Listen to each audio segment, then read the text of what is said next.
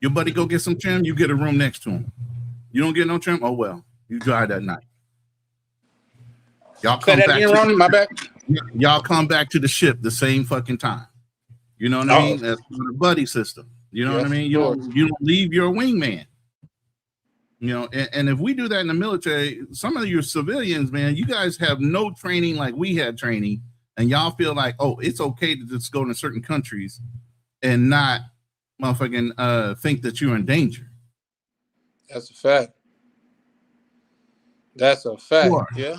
You're in danger. Ben said, I want a ring. Just to let you know. Yeah, I don't lend out tools, but yeah, for sure. I don't lend out tools. That's wrong. You know, I'm from down south. You didn't come in. Let me borrow your motor horse. Right. Am I going to get it back? Right. I'm not going to get it back. So you ain't borrowing. You trying to keep the shit. Yeah, I don't lend out tools for sure. Mr. Peppers did. I want to do Mr. Peppers. Did you drop me a wrench? If you did, I'll just repost it in your room. You know, you got to walk me through that probably behind the scenes because you the one you walked me through how to get wrenches the first time, I believe. I walked you through how to release people out of that fucking hellhole that somebody might have put. Yeah, for sure. Damn, I clicked into the wrong live. Okay, he said, I clicked into the wrong live. Well, I appreciate you pulling up, but you could just as easily click out. Don't worry about it. Yeah. Appreciate you pulling up though. Say, I'm still at work. I got it. Okay, for sure.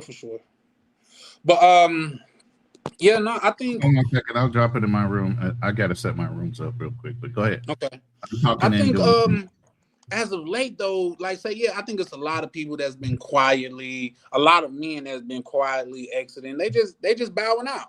But as of late, I think it's more often than not. Right, but here's the thing: we're not bowing out because we're losing. That's not the point.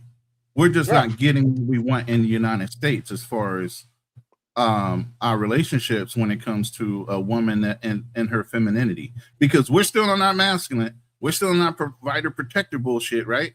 We're still on our, toxic masculinity, which ain't no such thing. You're other man, you're not. But hey, let them tell it. But the whole point is we have not changed. They have. So when they change, the reciprocity is not the same.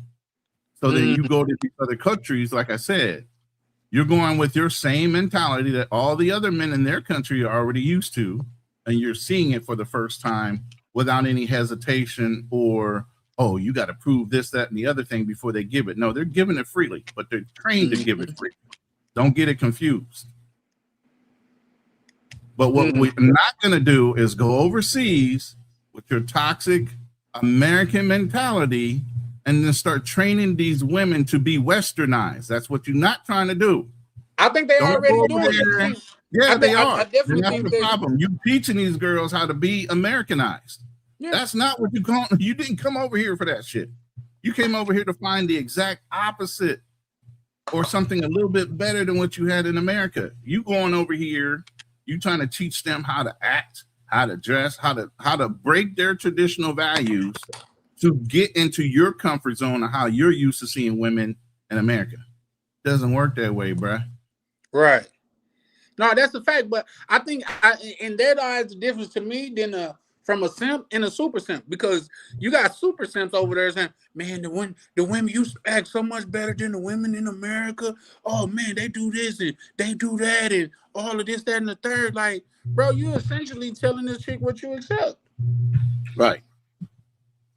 You essentially telling this chick what you accept. So when she starts treating you like that, you're trauma dumping on her first of all, and then you're teaching her how to trauma dump back on you.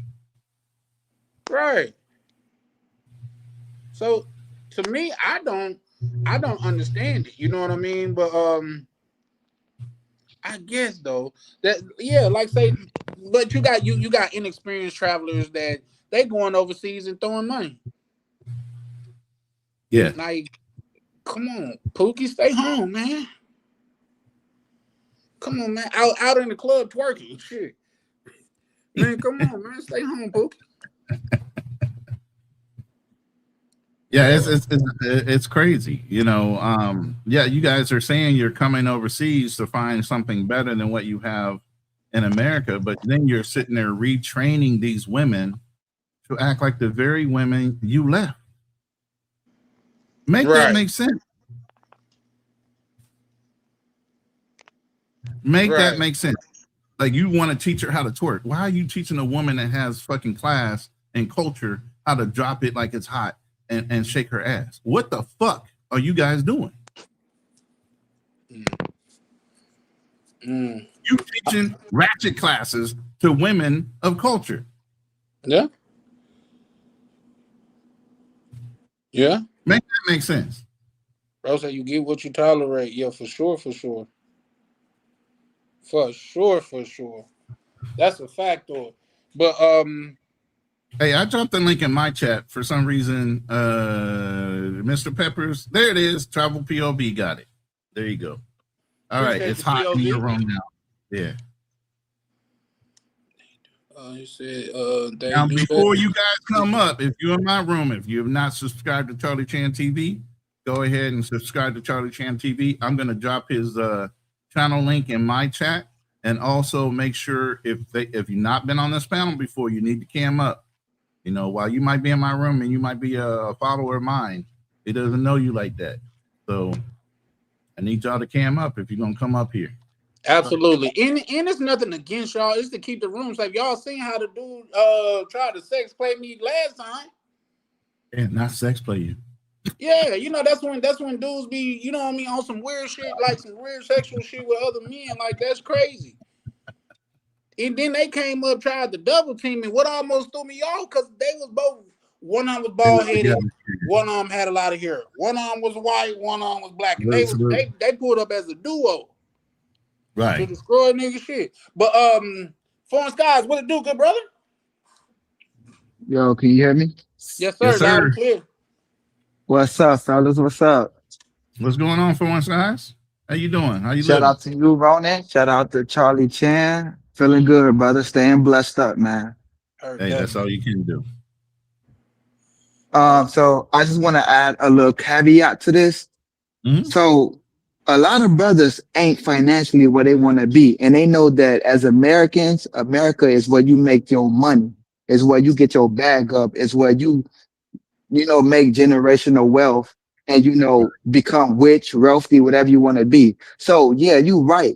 The men who got it figured out, the men who is, doing the digital thing where they make their money online, the men who are a little bit older in life, who already got their career figured out and they're making good money, they leaving. But then you got men like me who ain't financially there, ain't got it all figured out, still trying to figure out your path. Right. You on your way though, brother. So for me, it's like I still love America because this is where you make your money. But as far as dating and mating, it's not here. It's not here at all. I like that. It's not here. So it depends on where you at in life, your level, but all roads lead to going where the peace is. It just depends on what level you at. Right. Yeah.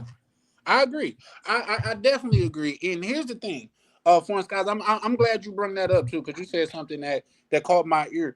People think just because we want to live somewhere else that we hate America. That's not the case. You know what I mean?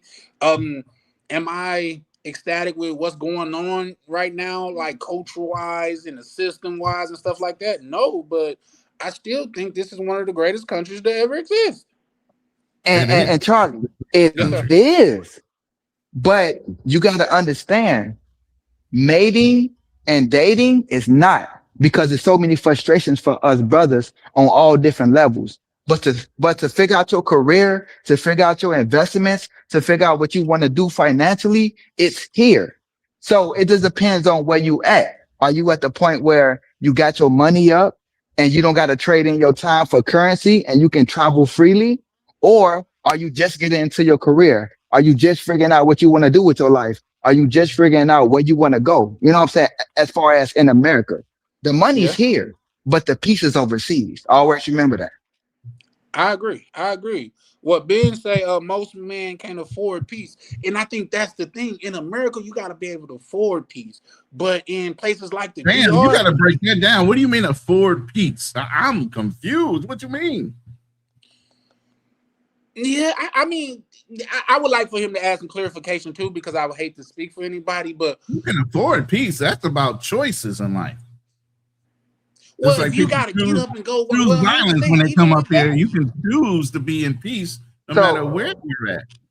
so Ronan, the thing is, when Charlie say afford peace, I think what he Uh, mean is you got to put your head down, right? Work hard, keep your nose out of shit, and mind your business.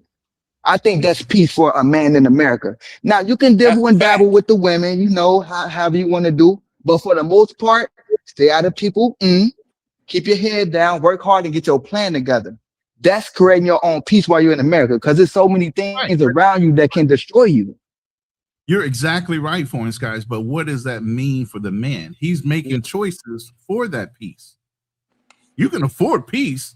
You need to make choices to keep yourselves out of the fucking drama and the chaos that Yep, America brings you I every agree. day. I Those are agree. choices. Yep. So as long as you make the right choices every day, you can have a peaceful life in America. That's not the point. Yeah. That's your choice of whether you want to interject Yeah. yourself into chaos every day. Obviously, you got to go to work. That's some chaos that you got to deal with. You got to navigate that every day. You get what I'm saying? It's about the bigger picture. It's Ooh, I about the think bigger Two picture. Tone It's killed me with about that. what you want. Hey, real quick, guys. What's that?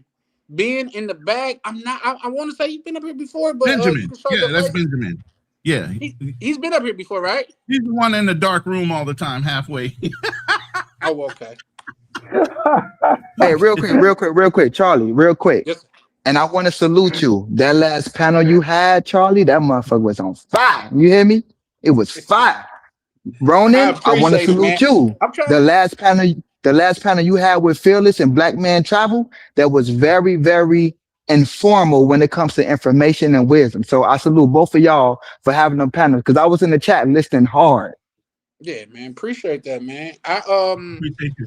What I'm trying to do, man, is just bring something different. I want because we talking about money tomorrow, man, and I got somebody coming up. I'm doing an interview. I'm sure a lot of you people know, but I'll let them pull up and talk about it themselves. But I got an interview going on tomorrow where we're talking about things like that, like money moves and stuff like that. We gotta not just talk about the women. Not yet. We know it's peace over there, but how do we accomplish that type of peace? How do we go in that direction? Because some people don't even have the blueprint for it.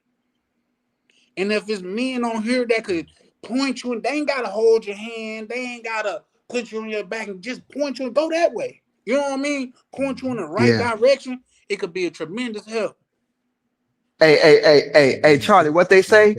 You don't got the grind, but you got the time, huh? I just seen the dude was like on Instagram to where like he be doing these little western ads, then he do a voiceover. Like he be like, man, working on this new dance, and the voiceover come in. He said, man, listen, you got too much time on your hand, man. If you got time to twerk, you got time to work. You know what I Yeah, mean? yeah, for sure, So yeah, no, for I feel sure. you. Let me I'm gonna get to Ben in a minute. Let me read this by Two Tone because I think he owns someone. He said affording peace is about being able to put yourself in a safe space that costs money. I agree. 100% I agree. My check, my check. What it do, Yeah, Ben? How you doing, Can sir? you hear me? Yeah, Yes, we can sir. hear you. You're a little low, but we Okay. can hear you. You sound Little like you low. in a back room somewhere trying to be quiet because the kids are sleeping. So Right. Really? Damn. Hold on. Let me try this setting. oh, it's my boy. OTO, what it do, good bro? Mr. Why bro getting together? CEO. Let me welcome my good brother OTO to the panel. How you doing, sir? I'm alive. I heard that. Shout out to OTO. Shout out OTO. Shout Hey, you out know what, Foreign OTO? You Skies. just What up, triggered the thought of me too. Like, say, coming up, especially down south. When we ask people how we doing, I noticed that we've been trained to use like doubting language. Oh man, I'm just trying to make it, trying to make $1 out of 15 cents. Instead of just saying, bro, I'm blessed, I'm alive. You know what I mean? Oh, I'm getting to it, I'm out here grinding. But it's always, man, another day, another dollar. Get your ass out of here, man. But that's a fact though. But back to you, OTO, what you got going on, brother? Nothing, man. Just finished out on a great call. You know what it is, man. Got Pink Crimson coming Making out. money moves. So yeah. We got a deal coming through. We got our first client. You know, I'm thinking 18 months, bro. I'm thinking. What do you say in paid in full, bro? I'm thinking 18 days, B. We got matching bins. I'm thinking 18 days. Yeah. No, that's what's up. That's definitely what's up, man. Congratulations on that, bro. Congratulations on that. Nice, did you want to fill him in about the what's the name? What's that? Wait till your interview, man. Come on now. Don't. No, we gotta spoil preface it though. Like that's why they got commercials. That's why they got premieres. We gotta preface it though. You know what I mean? Yeah. He said you want your 5-minute elevator pitch. Type shit. You know what I mean? So yeah, no, 5, I'm sure. 30 seconds. Sorry. The interview tomorrow is gonna be with a multi-millionaire, self-made man that got a chance to walk away early, and we get a chance to, converse with him and see what his mind frame is like, and compare. In my mind, it's gonna be more or less in the style of School of Hard Knocks. I'm sure everybody that's an entrepreneur know those guys that be going around and asking me, "How did you get rich?" And bro built the empire doing that first off. Them gentlemen are well off because of that. But something of that, man, to where we, like I say, I want to be more than just where we talking about cheese. We're talking about just traveling and dealing with women. I want to be to where, man, where each one teach one, steel sharp as steel. If you over here, it's not just because of the women, it's because you want to build and learn and grow. So yeah. So y'all make sure to tune in tomorrow because it's gonna be a damn good one. A damn good one. Facts. And I always say, man, like, shout outs to the School of Hard Knocks, but he talks about a lot of entrepreneurs. And a lot of entrepreneurs say, you can't get rich working for somebody else. And I'm here to say that that's a lie. I got rich working for other people. And so it's more about you got to know what to do and how to allocate your own capital. So I'm all for whether you're an employee or employer, both of you guys can reach financial liberty, because just because you own a business doesn't mean you're going to end up rich and wealthy. And so at the end of the day, it's anybody that can learn this story and learn to do something, because I never had my business to make me the multi-millionaire I was or am. It was just really me just knowing how to allocate my capital and move from the position I had, which was an employee. And I did the best that I could, and I was able to get the results and live the life that I love to live. And I love the life that I'm living. Zero complaints. So I enjoyed the journey too. But if you want to know that, but if you want, me to be talking to you about how Trump or Kamala Harris can save you, that's not for the show. That's not what we on. I'm not here to tell you about how albino snow monkeys from the past or ancestors or the rat story. I can't help you with none of that shit. I can help you with real fundamental mindset and tools that are used in 2026 to build out a future where you're in control of your destiny. Wow. Skip the rest. Yep. And that's what y'all got to tune in for tomorrow. Let's put the lid back on it. Yeah, you almost opened up just then. Let's put the lid back on it. And put the lid back. What y'all can expect for tomorrow. So, bro, we're going to go real live, deep dive, and, see if I can, not just myself, but help other guys just think from a different perspective. You know what I mean? Because if being rich was easy, everybody would do it. Facts. And two, let me do my best Jim Rohn impression. He said, "Would a company pay you $100 million?" Yes, of course. If you help them make $1 billion, it's chicken feed. Shout out to you, Benjamin. How your mic going over there, bro? I hope is it better?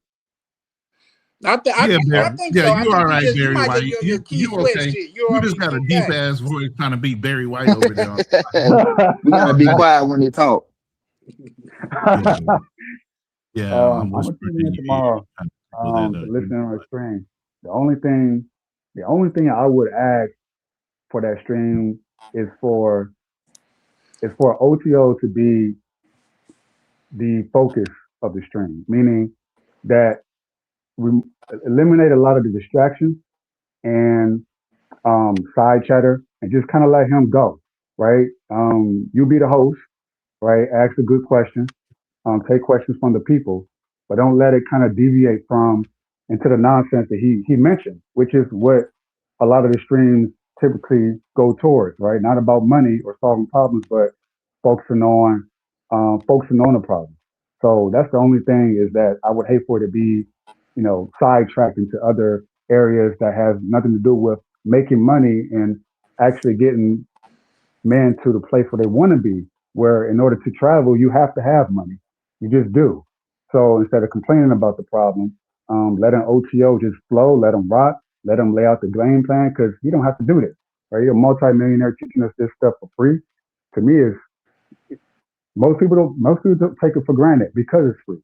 So if he's going to do it for free, I would say that we all grant him that courtesy of just letting him have the floor, right? And not trying to be a smart ass. I don't think most of us, at least I know I'm not a multimillionaire, so we don't really have an opinion on the matter. We should all just sit back, relax, and listen, and not fight him about things because he's probably going to say things that challenge us. I know he will say things that challenge us, and just sit back and listen, like as men as we should, and just focus, take notes, because most people will pay thousands of dollars for what essentially is a consultation that he's doing out the kindness of his heart. So I know a lot of men will kind of get on him and say, he's an asshole and all this. That might be true sometimes, but a lot of us are. But at the end of the day, he still doesn't have to do this. If he's not charging us for this information, I mean, I think it's a blessing. So, Yeah, for sure. Not personally, yet. I feel He ain't charging y'all yet. I think he should. Should be coming. Because hey, real quick. Get for free for real. Hey, real quick. And I want to say to OTO, bro, we salute you, OTO, because you are a resemblance of where I want to be. You know what I'm saying? I don't really take nothing that you say personal, even though some people seem like you coming at them from a different lens, but they don't understand that it's all game. It's all wisdom.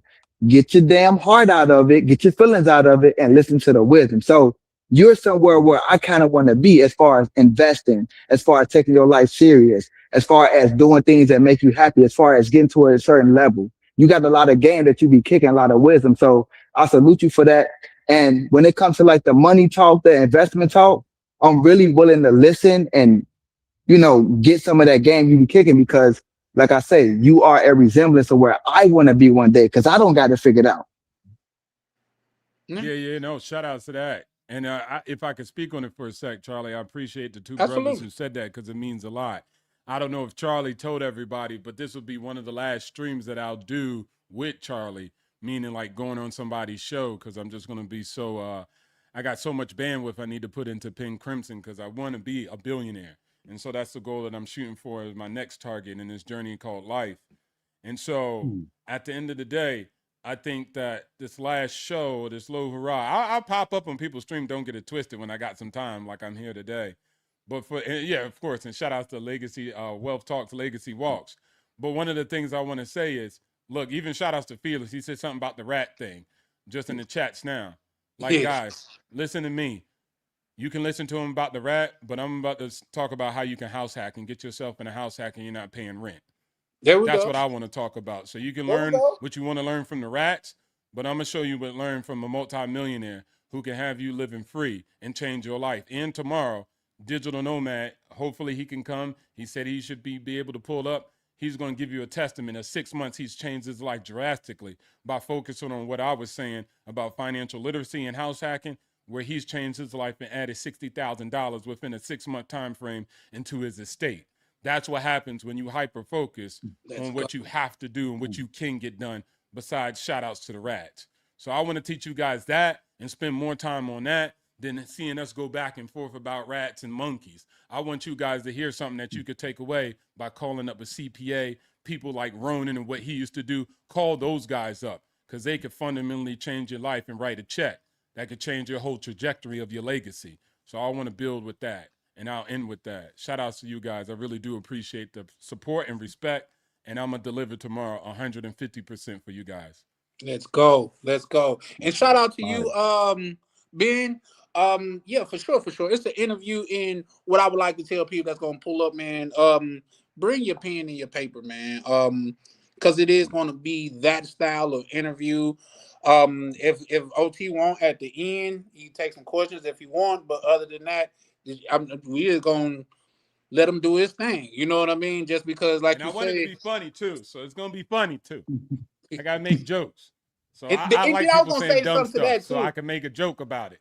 But that just keep it entertaining. I don't want to be dry for you guys. Like, hello, welcome to Formulas today, and today we're talking about the APR. Hey, can I ask you one question, OTO? Yeah, what's up, man? What age did you really start figuring things out? As far as, going to your beaten path of your financial success, Oh, he was three if you months don't old. mind He sharing. told me he was 3 months old and he made his first investment. Nah, you capping. I would say, and I don't want to go too much into it because I know I don't want to steer the whole stream because today we're talking about something else. But I don't know, man. I can't really say it was the age, Foreign Skies. I would just say at one point I was buying Louis Sage and looking like a dummy when I was in the Marine Corps. And then at one point I always knew because my mom was broke and I got to experience that of what it was like to live life with no food in the refrigerator. I was like, look, I'm just going to save my money to this point. So it was just 50%.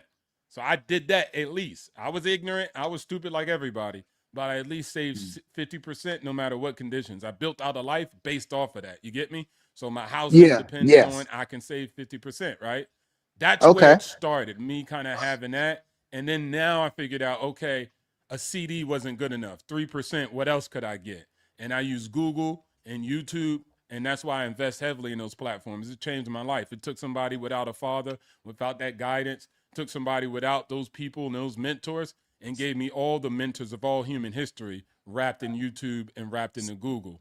And that allowed me to Respect. self-educate and get where I am today. It was all Respect. that. Respect. Shout out Respect. to you for Okay. that. 100%. Shout out to you for that. No, it's gonna be dope, guys. It's gonna be dope. But what's up with this quiet walk away that nobody's talking about? What's that about? What? No, well, here's the did thing. you walk away quietly? Let's get you back in this conversation. There you go. Did you walk away from America quietly? Quietly? Well, I'm loud. I ain't never quiet. No, I'm just kidding. No, The link is I pinned guess to I my would chat. say, The yeah. link is pinned to my chat. If you're in my room, the link is pinned. Shout out, and that's kind of why sometimes I'd be stepping back and I never went ham on YouTube. I'm trying to get paid in ghost. You're trying to get paid in scene. So my Right. objective was to get paid and go ghost. And so as much as my digital footprint is not so much, and that's Nims. Shout outs to him. I know that ain't my bar. He said it in the freestyle. But net, yeah, I walked away quietly. And then, I still had respect for the flag or my employers. I was never like, flip y'all, I'm burning it all down, Joker style. And I'm not saying somebody can't do that. I'm just saying that's not what I did. So, yeah, I walked away quietly. But, of course, as you know, I still, you don't forget your roots. You get me? Have people they never been to Europe, but they still know their roots. I'm Italian, I'm German, all this. Man, you ain't never been to Italy. You ain't never been to none of these places, but they know their roots and they don't forget them. So same thing with the USA. That's a fact. That's definitely a fact. But so, let's see how we put that. So, do you would you disagree that in this time and this for everybody that there is a large influx of men that are just throwing their hands up and walking away?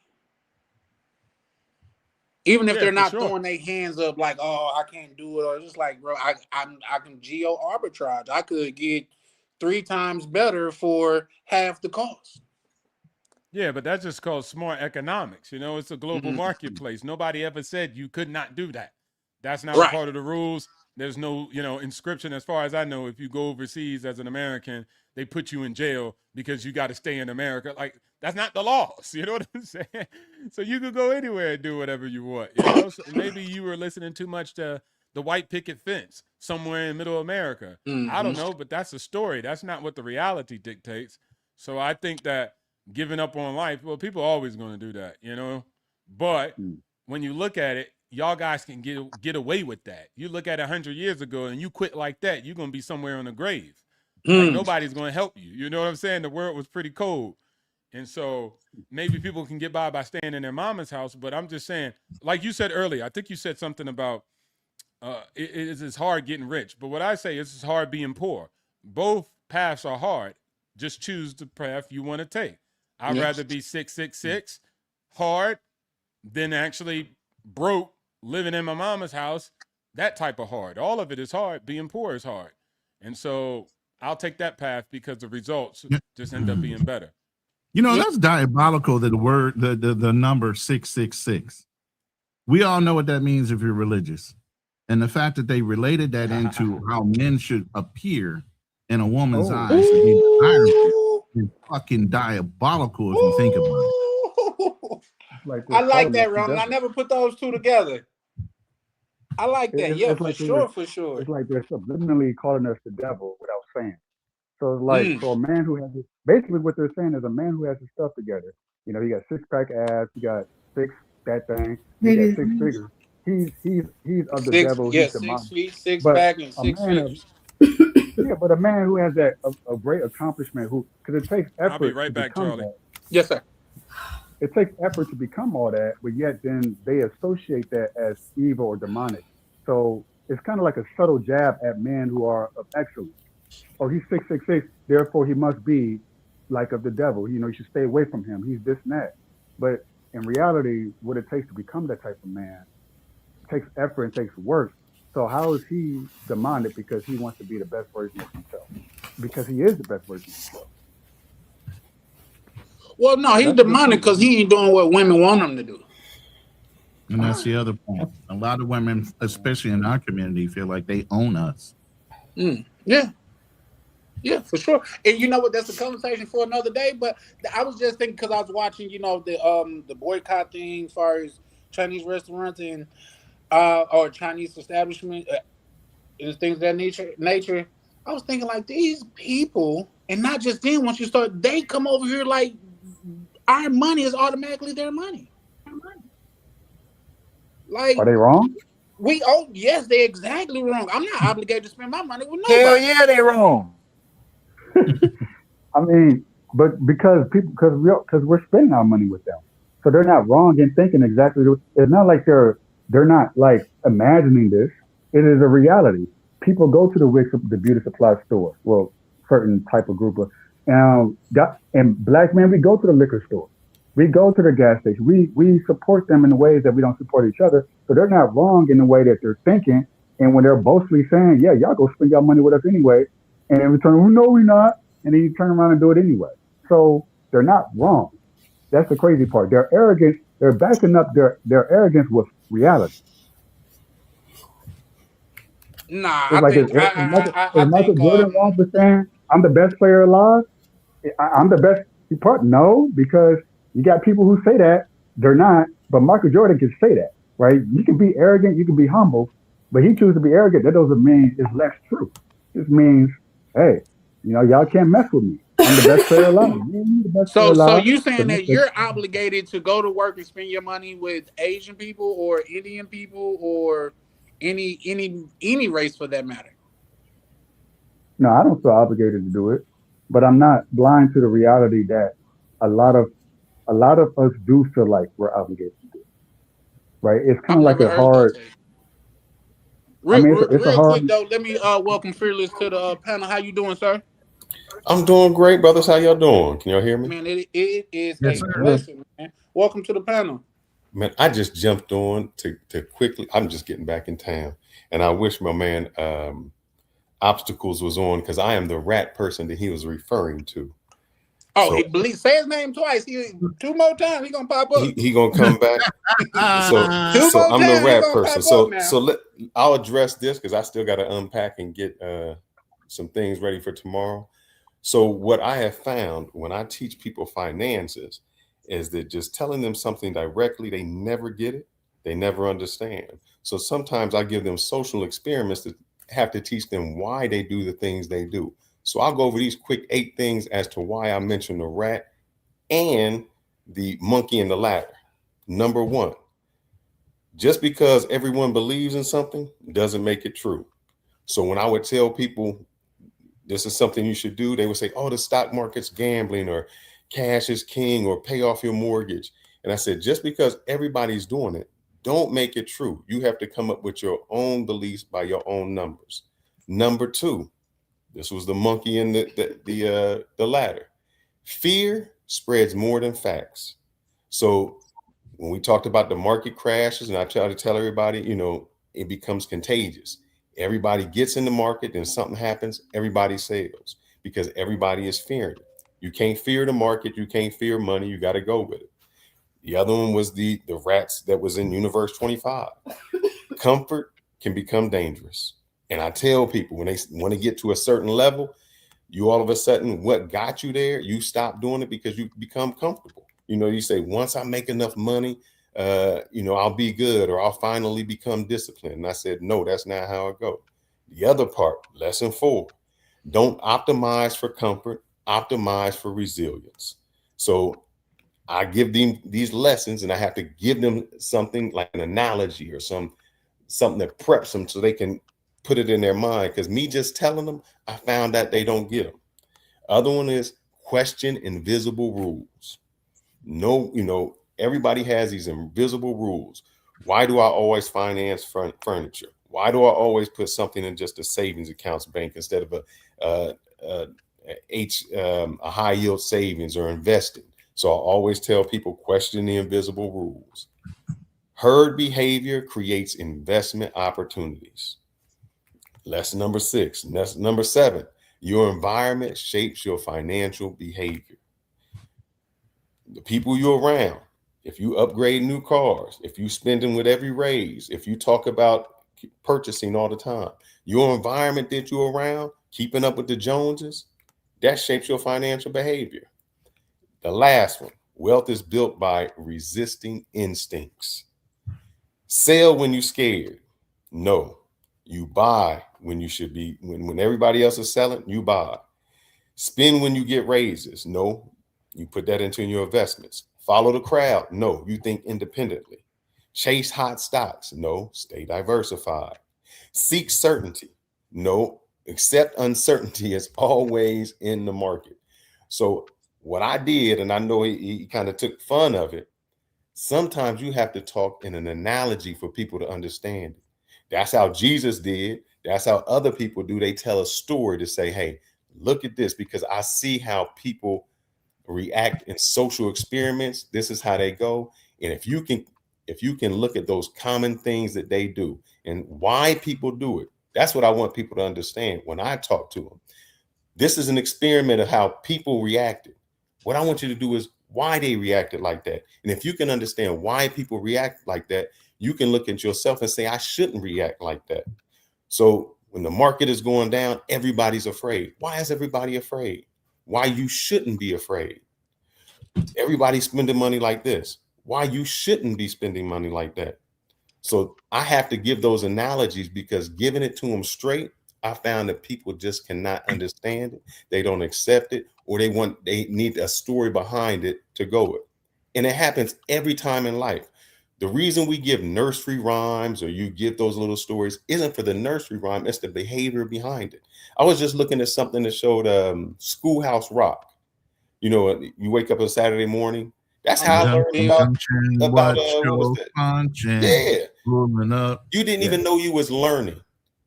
I'm just a bill on Capitol Hill. Yeah. Sometimes you got to give them the medicine in the Kool-Aid, because the medicine they just can't accept. It's just concepts. That's basically what it is. But just to pull everybody back in, I put up 2 slides. I don't care which one you put up first. And this is to talk about how many Americans are traveling, how many actually have passports, and how many live overseas. So we can level set these numbers. So Americans living abroad, there's 4.4 million citizens living abroad, okay? 2.7 million of them are voting age, and that's roughly about 1.3%. 66% of the people that have passports are male versus 34%. Now go to the next slide, because this is the one that I always harp on is ethnicity. You got to pull that other one down. Man. Put that comment down for a second, please. Yeah, for sure. Okay. Let me pull your Cash App down too. That's crazy work. But anyway, ethnicity snapshot. 80% of the people you're hearing about traveling are what? White. We're barely 2% of that 1.3% of the overall population of the United States that are Black American. And I didn't even break it down to male versus female. But you can look at the averages. They're 66% versus 34%. So you can look at the averages of how many Black males are literally traveling out of that 2% of the 1.3% of the American population. We are a very small space. And for us to have a huge effect in the global way that people travel is outlandish how much control our culture actually has on the perception of things. And that's all it is the perception. It's not reality. We're just in a bubble. Me and Fearless talk about this all the time, how we're in this bubble, you know, and everything seems amplified. But really, if you look at the broader picture, it's not, you're basically a blip. A lot of people don't even know who the fuck a Passport Bro is and don't even care to know. But we do because that's the content you consume. So YouTube, social media, all they're going to do is push that information to you to make you feel like it's bigger than what it is. Yeah. This is So is this showing? Go ahead. But just so I'm clear, Ronan, this what I'm looking at says overseas absentee ballot requesters, 2% are Black. So is this saying, what is this saying exactly? Could you? 2.79% of the people that are traveling with a passport, meaning out of that 4.4 million people, they're 18 or over. There's a lot of kids that have passports.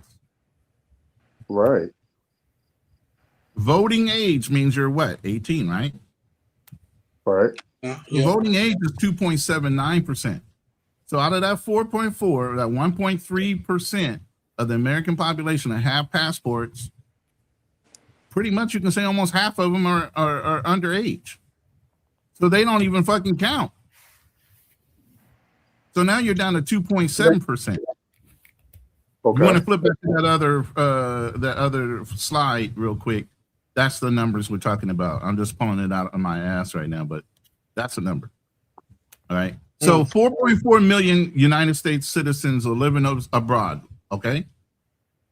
Out of that, only 2.7 are voting age. That means they're parents with kids or whatever that have United States passports as well, or even dual citizens that are voting age that have the right to vote. Okay, so that number is even smaller now at 2.79%. Okay, and then like I said, if you flip it over to the ethnicity side, we're just a small portion of that. But you would think by the way everybody's talking about brothers traveling and creeping away or whatever you want to say, you know, we're the fucking problem. We don't even have all the passports. But when somebody says Black people don't influence culture, that's a motherfucking lie. Because we do. I agree. I think it's just like when pertaining to what you're talking about. Are you done with your slide, Ronan? Yeah. I just wanted to pull up some level set information on when you say we're creeping away quietly. What's the percentages? Who's actually creeping away? Who's got the majority of the passports? Come on. You know, so I just wanted to level set that. But go ahead, let's get into it. Well, yeah, for sure. And for one, I like to say that's what's up, because I like the fact that you put your source at the bottom of it too. So it's not just, we all know it's just not numbers that you pulling out of the air. So shout out to you for that. I'm good for pulling up statistics and infographics real fast. Yes, a lot of people can't cite their sources, but what I will say is this. I'm not talking about in reference to the whole world. I'm talking about in reference to our community. You got a lot of men that is saying the juice are not worth the squeeze. And even if they're not leaving, they opting out in some reason. They're opting out in somewhere. Do you know, they say, what's the average, and you can probably look this up, the like I say, there's a high amount of black men that have of age, grown, and don't even have children. Yeah, 70 something percent. Don't even. Yeah, so, I'm one of them. I'm one of them too. Again? We're saying that we're one of those 77% that don't have kids. See what I'm saying? So yeah, that's not for the whole United States. That's for our community. So the fact of the matter is, it's a lot of men in our community that are just walking away. That they just saying the juice is not worth the squeeze. That's why China's going crazy with these little lifelike dogs.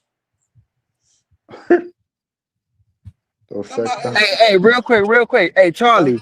So Yes, just real quick, I was having a conversation yesterday with a group of black women, and when I brought up, do it, young man.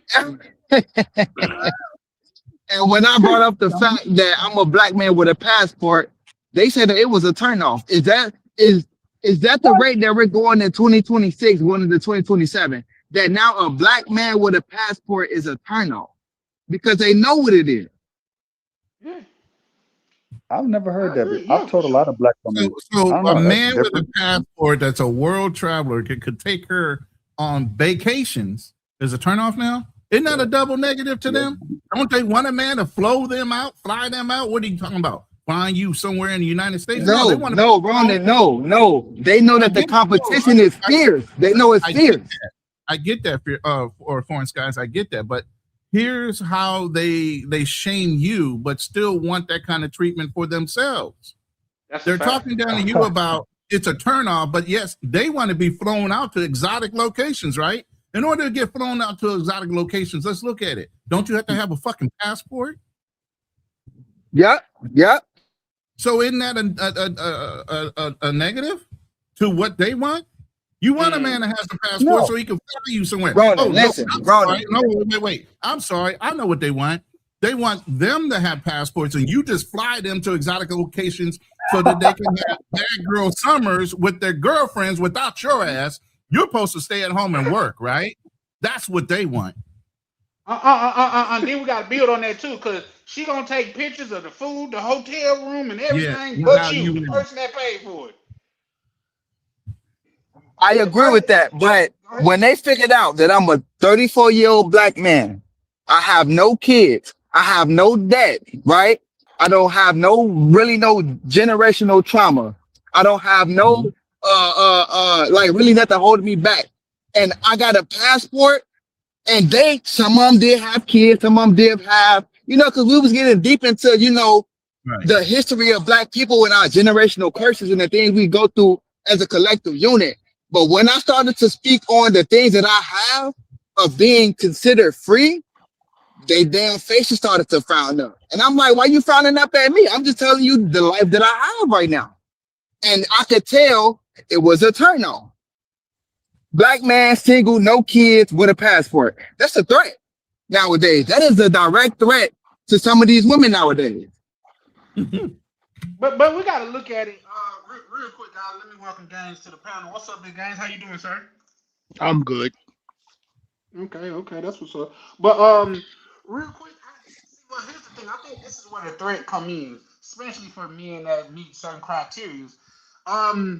They don't want you doing the hot girl summer. They want Tyrone, goddamn it, with the big muscles and weird scheming ass niggas and all of that stuff. But when they go through their hot girl summer and they get all the miles on that box, now they want to, I always liked you. You always been so sweet to me. You know what I mean? So that's where the threat come in. They backup plan is gone now. Yeah, facts. And I'm not saying that these women wanted me, right? Because I might not even be their type. But the freedom is a threat. Not going through what they're going through is a threat. I gotta ask him one more time. How did the conversation of the passport come up? That's a good. Shout out to Big Games. Foreign Skies, he's asking you, how did the conversation come up to where you had to say something about having a passport? Traveling, because women like to travel. So we started talking about where they been and the places they didn't been, and they were showing me pictures on Instagram. And I'm like, yeah, I got a passport too. And then it went from that to So Do you they have any flexed on kids? you No. first that they travel. They flexed on you that Yeah. they travel first. They started showing Yeah. all their exotic locations and pictures. Yep. Yep. And you and say, "Oh, I got a passport too." All of a sudden, here comes the shame game. Here come the shame because it's like, wait, you don't got no Wow. black woman, you don't got no kids, you're not dating right now, you saving your money, you got a passport, you don't got a lot of trauma in your life. Oh hell no, you a threat. Even if I'm not who they looking for. Huh. Mm, Wow. mm. Huh. And fellas, I'm not gonna lie, I played it off smooth because I want to make the women mad because things could turn ugly as far as conversation. I just played it off smooth. I played it off smooth, but I could tell the energy shift. Like we were just having a fun loving conversation. Then when I get to peeling off what I got going on, oh, we don't really want to talk to you no more. And it's like, why is it like that? And no other ethnicity of women who I have conversation with have did that to me, but our counterparts. Yeah. Yeah, you learning fast. I learned similar things, similar situations you've been in. I learned years ago. I was like, this is crazy. You know what I stopped doing? I stopped trying to figure out why.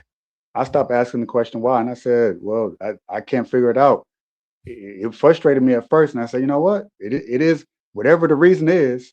I can't crack the puzzle, and I'm not going to try to waste my on time them, on man. trying to do. Like you said, stop trying to understand. That's on them. Because they'll have you thinking it's something I you're think doing or it's something pretty- you're not doing. Could be it's pretty easy gaslighting. to understand. Don't feed into it. Of course. But go Why do ahead. you think It's so? easy to understand. I think you're right too, bro. The end result remains the end result. So y'all trying to break it down and use computing tokens for no reason. But okay, let's Yeah, use the tokens. Doesn't work. It does make sense. I'm supposed to pimp you. I'm playing you, sucker. Like, I don't know what game you playing. It make clear sense to me. I can do what I want, and you could do what I say. Duh. Put me in a power position.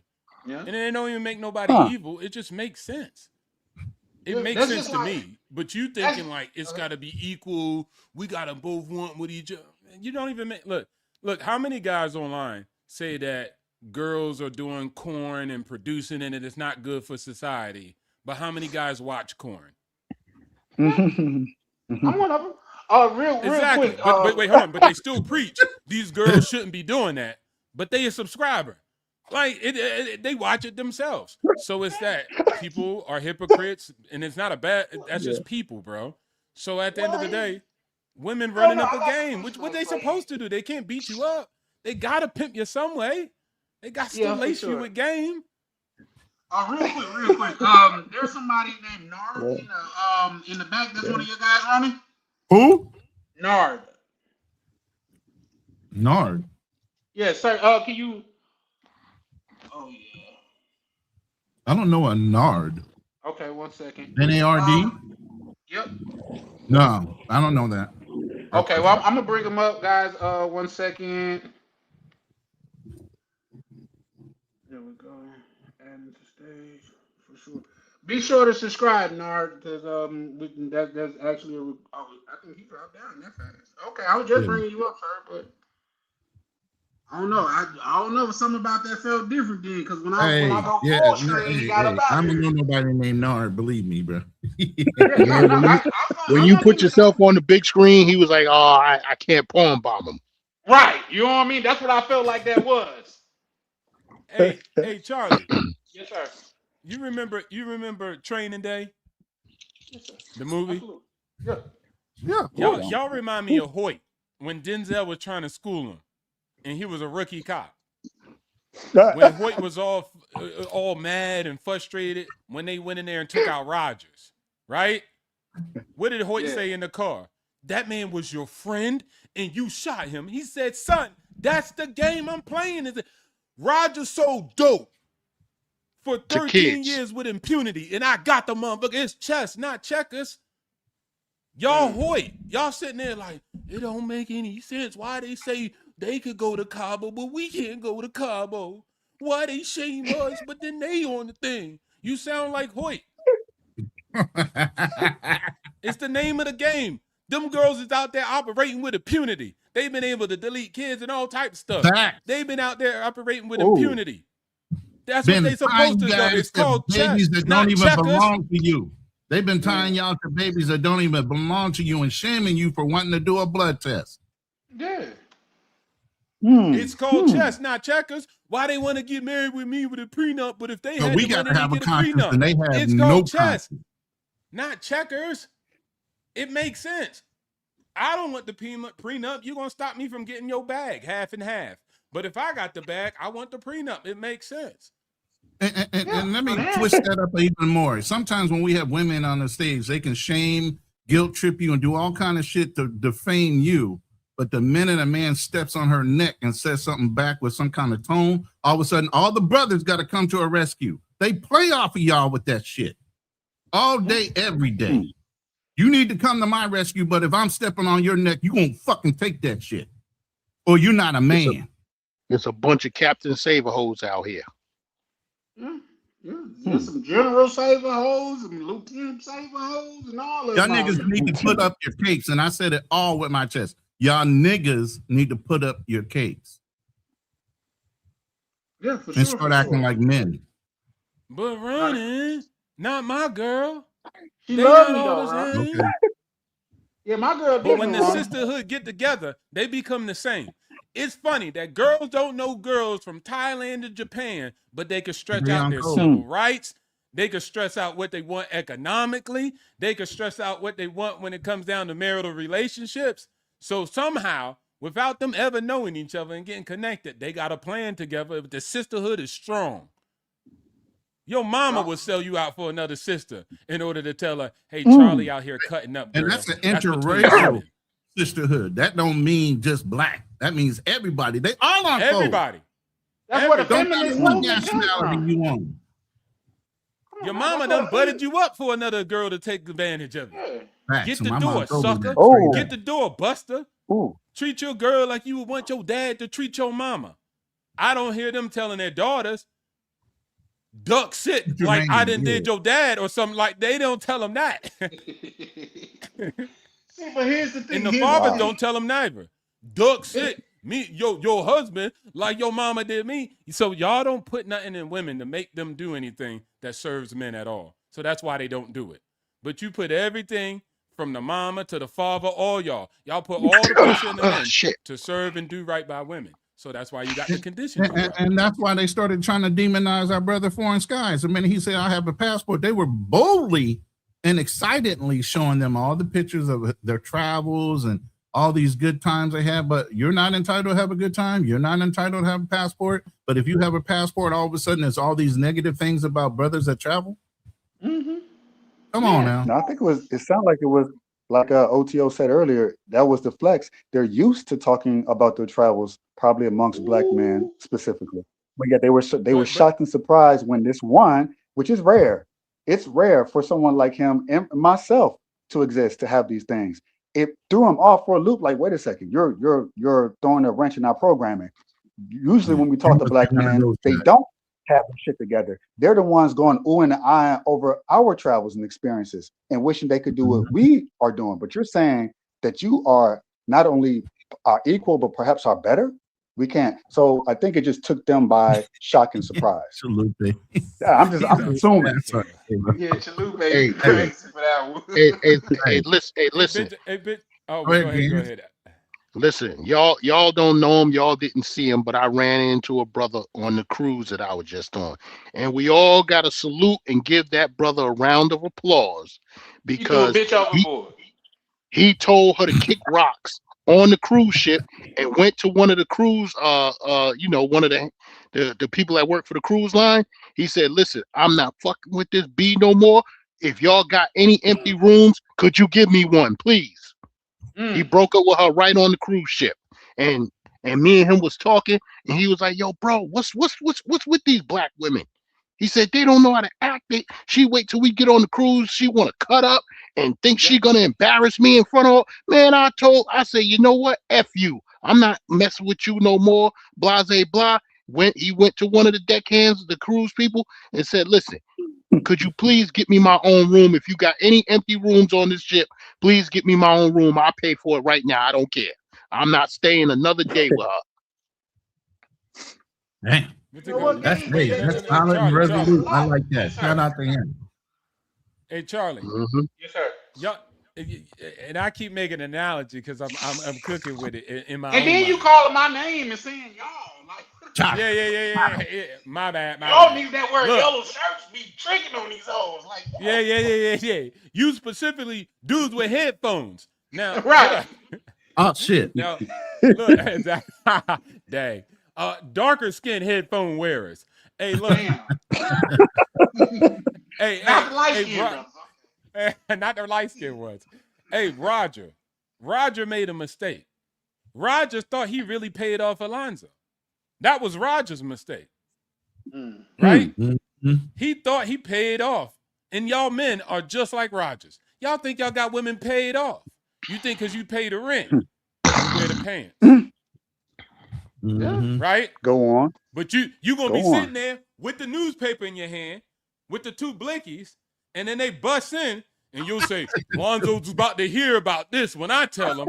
And Lonzo gonna walk right in the door with the lawyer and the judge and be like, what's going on, Rogers? Yeah, it's time to pay up. We don't let you get that nest egg. Now we need our retirement money off your ass. Yeah. He saved him to be sacrificed. Yeah, that was his retirement money. He knew. Yeah, for sure. He knew he was And where sitting was on he some trying to bag. go? He was trying to go to the Yeah, Rogers Philippines. tried to He was friend trying to him get up. out. But that's the whole thing. Rogers tried to friend him up, thinking, "Hey, they all cool as long as I keep them close." No, if you're gonna disassociate, break ties. That's the problem with a lot of brothers. They try to keep girls in their nest, and you need to cut them loose after the first time around. Yeah. Don't keep them close to you because they're gonna figure out a way to tie your ass up forever. We all been guilty of that, man. Well, I can't say no. I've been guilty. But guess what, Renee? I know something about you. You went to Granbrook. That's a private school. You never got coochie before. What's the matter, dog? You embarrassed? This guy's a gangster. This guy's a His high real value name man. is Clarence. His real name is Right. Clarence. And he got real good And parents. Clarence lived at home with both parents. And Clarence's parents have a real good marriage. This guy don't want to get rid of this girl. He shook. Because ain't no such thing as halfway crooks.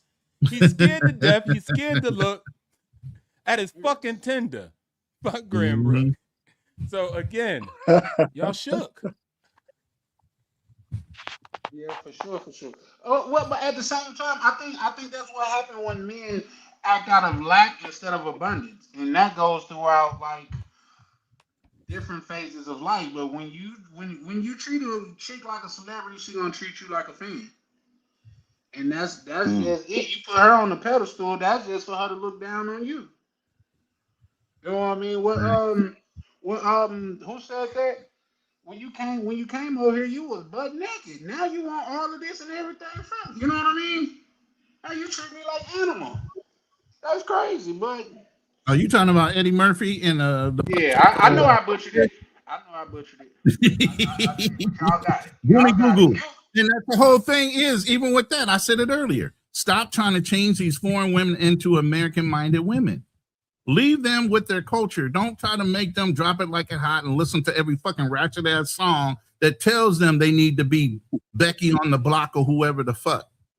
Rose said Stop Becky on the listening to block. that bullshit condoning their actions when you're teaching them that shit from the jump. You didn't meet them like that. You taught them that shit after you met them.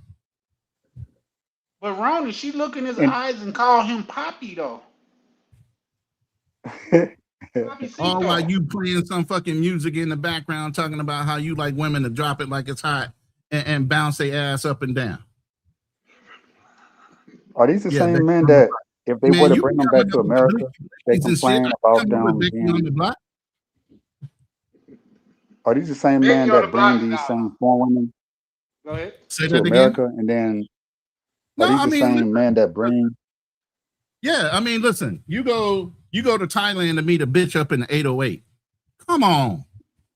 She all the way westernized and trying to act like a black girl. She got her hair braided and everything else. She already know how to act that you're going to like it because that's what you're used to. We talked about this the other day, how men gravitate to things they're used to doing. They don't know how to live outside their own box because they're uncomfortable. So instead of being uncomfortable and trying to introduce yourself into something new, You go to what you used to do at home on the fucking block or in the hood. You Yeah. go to the hood of whatever country you go to. What the fuck? You're the top 10 to 5 percentile in any country you walk into as an American. But yet and I still, ain't you never want to seen go Jeff to the Bezos fucking go block to in the nobody hood. good. Yo, I don't understand that. They go to these countries and say, I want to go to the barrio. For what? I come from the hood. I don't want to see that shit. I don't want to see another man's hood, and they living worse off than us. Yeah, no, Oh, man. man. I go to Yeah, the hood because where they, the they, real they ones don't at. they don't know them folks over there, Colombia, Dominican Republic, whatever. They come here and be proud to be in the projects. That shit is a step up. Exactly. But you want to go there and go to their barrio. Yeah. They looking at you crazy, like you came from America that's going to see this. The fuck's wrong with you? They already know you twisted. I got another one for you. Oh no, baby, you don't make my plate sit down. I'm gonna make mine in your plate. Mm. Okay. Yes, sir. Yes, sir. You taking her culture and her putting your culture in it. Okay, if she ain't got Oh, you talking wow. about Game Abroad? She talking about Game Abroad. Game Yeah. Abroad said he liked Nan because she had braids. But they, again, like I told you, you have red flags, they have red flags. They know how to identify your red flags to fucking feed into your fucking little mental issues or whatever you went over to whatever country they're in. I showed y'all that the other day. They know how to read what y'all doing, and then they know how to play up to it. No man in this room should want a woman to look like they just came out of the fucking IG page of a fucking America. What the fuck are y'all doing? She should be conservatively dressed. She should not be having tight ass skin clothes on if that's the type of woman you're looking for. Or y'all just looking to play. If y'all looking to play, then play. Stop getting tied down to these chicks like you got to have a whole fucking relationship with a chick you met in a fucking bar. You gotta have a whole relationship with a chick. And then nobody can talk to after you leave. That you And you rented her from the beginning. Get out of here, man. Molly said Game throwing shots at Misha. I didn't. What you mean? I didn't hear that. Yeah. He said me. I'm throwing shots at Misha. Yeah. No. I ain't hear that. No. Maybe I missed him, but So I ain't hear that. Come on, Molly. Don't instigate Molly. I know how you can be sometimes. So do we have a situation where passport bros or whatever they call themselves, when they go to these countries, they're intentionally complaining about the black woman at home and their attitude, their mannerisms, their character, and yet they go and look for that in a different form. Say a woman with straighter hair, that's been a woman with curly documented all hair. over the place. Every YN YouTuber is sitting there featuring women that look like you could have met them here in the United States. Not something different. But these are also the same men that say, I don't want the black woman here. I'm going someplace different. Point So it's blank. kind of like, is it like stock? There's like a psychological, I forget. I don't know if it's Stockholm syndrome or some sort of irony in that. In that Yeah, it you're is. running away from the very thing you're going to, but in a different form that you're fit. That's weird. I mean, I don't know. Well, It is very weird. This is the old folks saying. I'm sure when I say from down south, that's just because where I'm from. But I used to hear anywhere you go, there you are. Mm-hmm. Yeah. You know what I mean? You don't making the change problem. yourself. You're still going to do the same shit, no matter what environment you put yourself into. Instead of And that's you how- doing the work on yourself first and leaving certain bad habits and traits at home before you travel, you still going to identify and feel comfortable in those same environments. Or the same Because that's type what of you women know. that you thought you was running away from, Right. which is crazy. That would drive me mad. If I'm like, okay, I got to leave from this place, and then you end up in the same place but a different location. Like, wait a second, I physically left the place and the people behind, but I'm still around the people that I left. That would freak She me out. rocking you to sleep. But She rocking you to sleep. Living in your pockets. You know but that's what the I mean? actual work though. So the real work isn't in getting the money and then flying out, getting a passport. Like you can say Right. that's the easy part. The hard part is doing the internal work to be the type of person that will be, first of all, feeling worthy of a Now type you of get it. woman Now that is you not get it. like the one that you're trying to take from. Now you get it. Yeah. Yo, I hear these guys saying, yo, I like the Dominican women because Dominican women look like what I'm used to in America. Okay, so if They look like what you used to in America. Don't go to Dominican Republic. Stay your ass in America. Yeah, Right. I agree. Why are you going to another country to find something you can see in America? That don't make any sense. Well, it is a caveat to that because me personally, like when I went to Brazil and I seen them golden skinned chicks out there, man, I was in love, man. Oh. But I like melanated women. You know what I mean? It's not. I don't like. Ain't nothing wrong. Hey, listen, there's nothing wrong with liking what you like and going to the cultures that mimic or have the things that you like. Yeah. The mentality, the way they dress. If you look at those cultures and they're conservative in nature, yet and still she's dressing to impress you because she knows you're a black man. She's already showing she's fetishizing you in some way or another because she knows how you would prefer her to be dressed based on social media or something somebody else taught her. Mm. Yeah. Because it goes against her culture by nature. She wasn't taught to dress like that. She wasn't taught to look like that. She's mimicking something. She's trying to appeal to you because that's what you like, not what she was taught to do. And then you laying up and you telling her, man, I bought her a new car, I bought her a house, I paid all the bills, and she treated me like this. You just made yourself a living. Because she's expecting it. That's what y'all project on social media. Y'all project that in your fucking music and your rap videos. Y'all project all the things she's expecting you to do without her having to ask. That's normalcy to her. And you just confirmed it by doing it. So when you don't do it, all of a sudden you're neglecting her because everybody else is getting it right. You're teaching her how to be American. That's fucking crazy to me. Why are y'all doing that? We don't know how American we are. That's what I would say. We think that we're the exception to the rule. We think that we're so special, or we're not part of the matrix. We're not. You know, I'm so tired of Americans, but yeah, we are the Americans we're tired of, and we don't know that we're sick of our own shit. So then we take our own shit someplace else and spread shit everywhere else and cause dysentery. So yeah, we don't know how infected we are. So it's like having the virus, and yet I'm not showing those symptoms. So you think until you get around someone that you care about, and that person gets sick, and say, wait a second, this person is showing the same sickness that I saw back home, but you were the sickness. You were the one carrying the virus all along. You might not have shown it, or you might not have even seen it. You infected her. Infected her. And then Or the culture, or the environment. Her friends are looking. Listen, her local friends are looking at your relationship, saying, "Oh, I want one of them. Oh, I want one of them." Yeah. Now you're teaching a whole culture to think like that. Now replicate that by 150 fucking thousand people traveling. How many people going in and out of DR every fucking year? How many people go in and out of Medellin and all these other places that we travel to?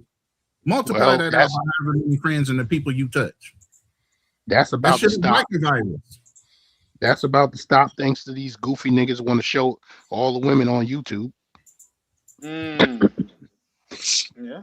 Look what I got. Look what like Stewart off Mad TV. Look what I can do. Look what I can do. Look what I got. Like I said, people that do that, they've never been there before.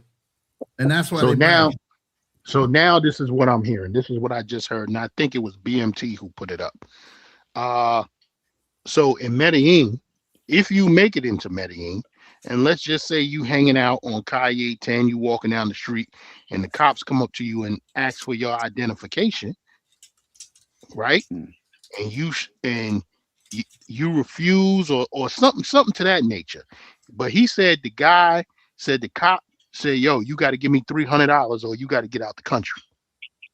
So if you don't pay them the $300, they're gonna escort you. They're gonna take you back to your Airbnb or hotel, make you get up all your stuff, and escort your ass to the airport and make you leave the country if you don't pay their $300. Huh? You for real? You for real, bro? That's BMT was talking. I just saw a short today where BMT had a guy on there and he was talking about it. That's crazy. Oh wow. That's wild, bro. Anything can happen in this country. He'd be all right. I mean, he's lucky they didn't take him in the back somewhere and throw him in the grave. So, hey, we took you to the airport. You don't want to pay us. He's alive. I see that as a plus. You don't know what to expect in these countries. I don't know why guys go to these countries and think it's just gonna be all sunshine and roses. It wasn't like that when I went to Brazil. I mean, like the postcards look nice, but in reality, it's like, oh, This is a whole country, and they have their own issues, and it's not just about the women. The women can be a facade, so they put the facade up there. Hey, come on to our country. You get there, and you don't know how to move. You don't know how to. Just like Ronan said earlier, they have a buddy system. Like in the military, they teach you how to move the right way in these countries, but you have a lot of us green behind the ears, people who don't have that training. We go there thinking, oh, it's just y'all la-di-da-di-da. Let's skip through the frolicking through the grass and the flowers, and let's just say, oh shit, I gotta pay $300 or else I gotta leave the country. Oh shit, I got scopamine. Oh shit, it's like we don't prepare for that because we go there for one thing. But we don't get that just one thing. You go to a country, you don't just get one thing. At least I know I didn't. The women were great, but there was a lot of things I had to maneuver and think about and really be aware of my surroundings so that way I don't get caught up. This is a whole country where they make the laws. The embassy, as far as I know it, they're not going to help me out. They're not going to help me if I get into a jam. So I really got to be on my P's and Q's, especially when I'm riding solo. So you got a lot of passport bros putting this facade of this is how beautiful it is. And it can be, and it is. But it's all those in-between times that they don't talk about. They don't speak about those times. They only talk about the women, the beaches, the food, how cheap it is. But what about the price that you pay when you get there? When you stay a little too long than you should. When you do things, you start moving a certain way that they realize, oh, this person, they can get got because you look like an American. So they don't teach us that on YouTube. And then you got guys going there blind with a passport thinking it's all going to be honky-dory. And then what happens? Bad things happen because they weren't prepared. I didn't expect that to happen. This is a country, bro. So I don't know. It's reality versus fantasy. So let me ask you this: what would you say? How long was you in Brazil for? I was only there for 2 weeks, man. What would you say? But it was a long 2 weeks. Ooh, traversing the land, not knowing the language, which they don't really talk about much. Oh yeah, no, you need to actually know more than just a few words like como estás or hola. You need more than that. And sometimes your Google translation doesn't work. You'll be in the dead zone. You're stuck out there. You better know your way back home because you can't speak the language to ask your way back home. So you have to have a memory like an elephant. Now retrace your steps. Things I've had to do. I mean, but I put myself in those situations knowing that it wasn't just going to be what I see on YouTube. And it wasn't. I mean, there was elements of that. And those are highlight reels. But the reality was you're walking around and things you can get caught up. People look at you weird. Okay, shit. Okay, I'm stuck. All right, let me think. How am I gonna get out of this situation? I can't speak the language. Let me act like I know what I'm doing. Let me just carry on this way. My foolish ass going down the alleyway someplace, running to about 30 some teens. Okay, these gang members, it looks like, okay, cool. If I turn my back now, that's stupid. They can chase after me. I can be got. Get to a little bodega somewhere, talk to this little Brazilian woman. What the hell are you doing around here? It's like, oh, this is dangerous. I wouldn't even walk around here. Yeah, I kind of figured that. So these are things that do happen, but it don't get talked about a whole lot. And a man who does come out and speak on it, he's probably going to be embarrassed about it, so he's not going to talk about it. No, I done talked about like say a lot of my stuff, even the embarrassing stuff that happened to me. But with all due respect, what you just described just sound like an inexperienced traveler. Why are you walking through alleys? Yeah, why are you over there? Yeah, that's crazy to me, bro. Yo, that's it, yo. Hey Charlie, that same shit happened to us in New Orleans. We was down there for Essence Fest. This was and that's where it could get real. Yeah, New Orleans is crazy. Yes. So we walking down some block, and some old man on the porch said, "Hey, now where y'all boys going?" He said, "Oh, we just walking." He said, "No, y'all don't come this way. Y'all turn your behind back around and go back that way." He probably saved you. Yes. He probably saved you because you don't want to be. All right. You could like say for Mardi Gras, because y'all know I'm from Mississippi, so we used to go down to Mardi Gras all the time. Man, bro, I'll pull out and piss on the street before I walk around one of those alleys and whip out and piss, bro. Just because it's uncertainty down there, man. So, and that's in America, so ain't no way I'm looking down the alley. Oh, I wonder what's down there, and walk down a dark alley. That's crazy to me. So shout out to you for that, but yeah, no. Yeah, no, I'm not doing Yeah, that. yeah, and that's like he said, that's in America where they speak English, and I ain't going down. It looked reasonably safe. I mean, in hindsight, it's like, okay, I ain't gonna do that again. But you're right. It was inexperienced as far as international travel. I did a lot in stateside, but it is so radically different. I was like, okay.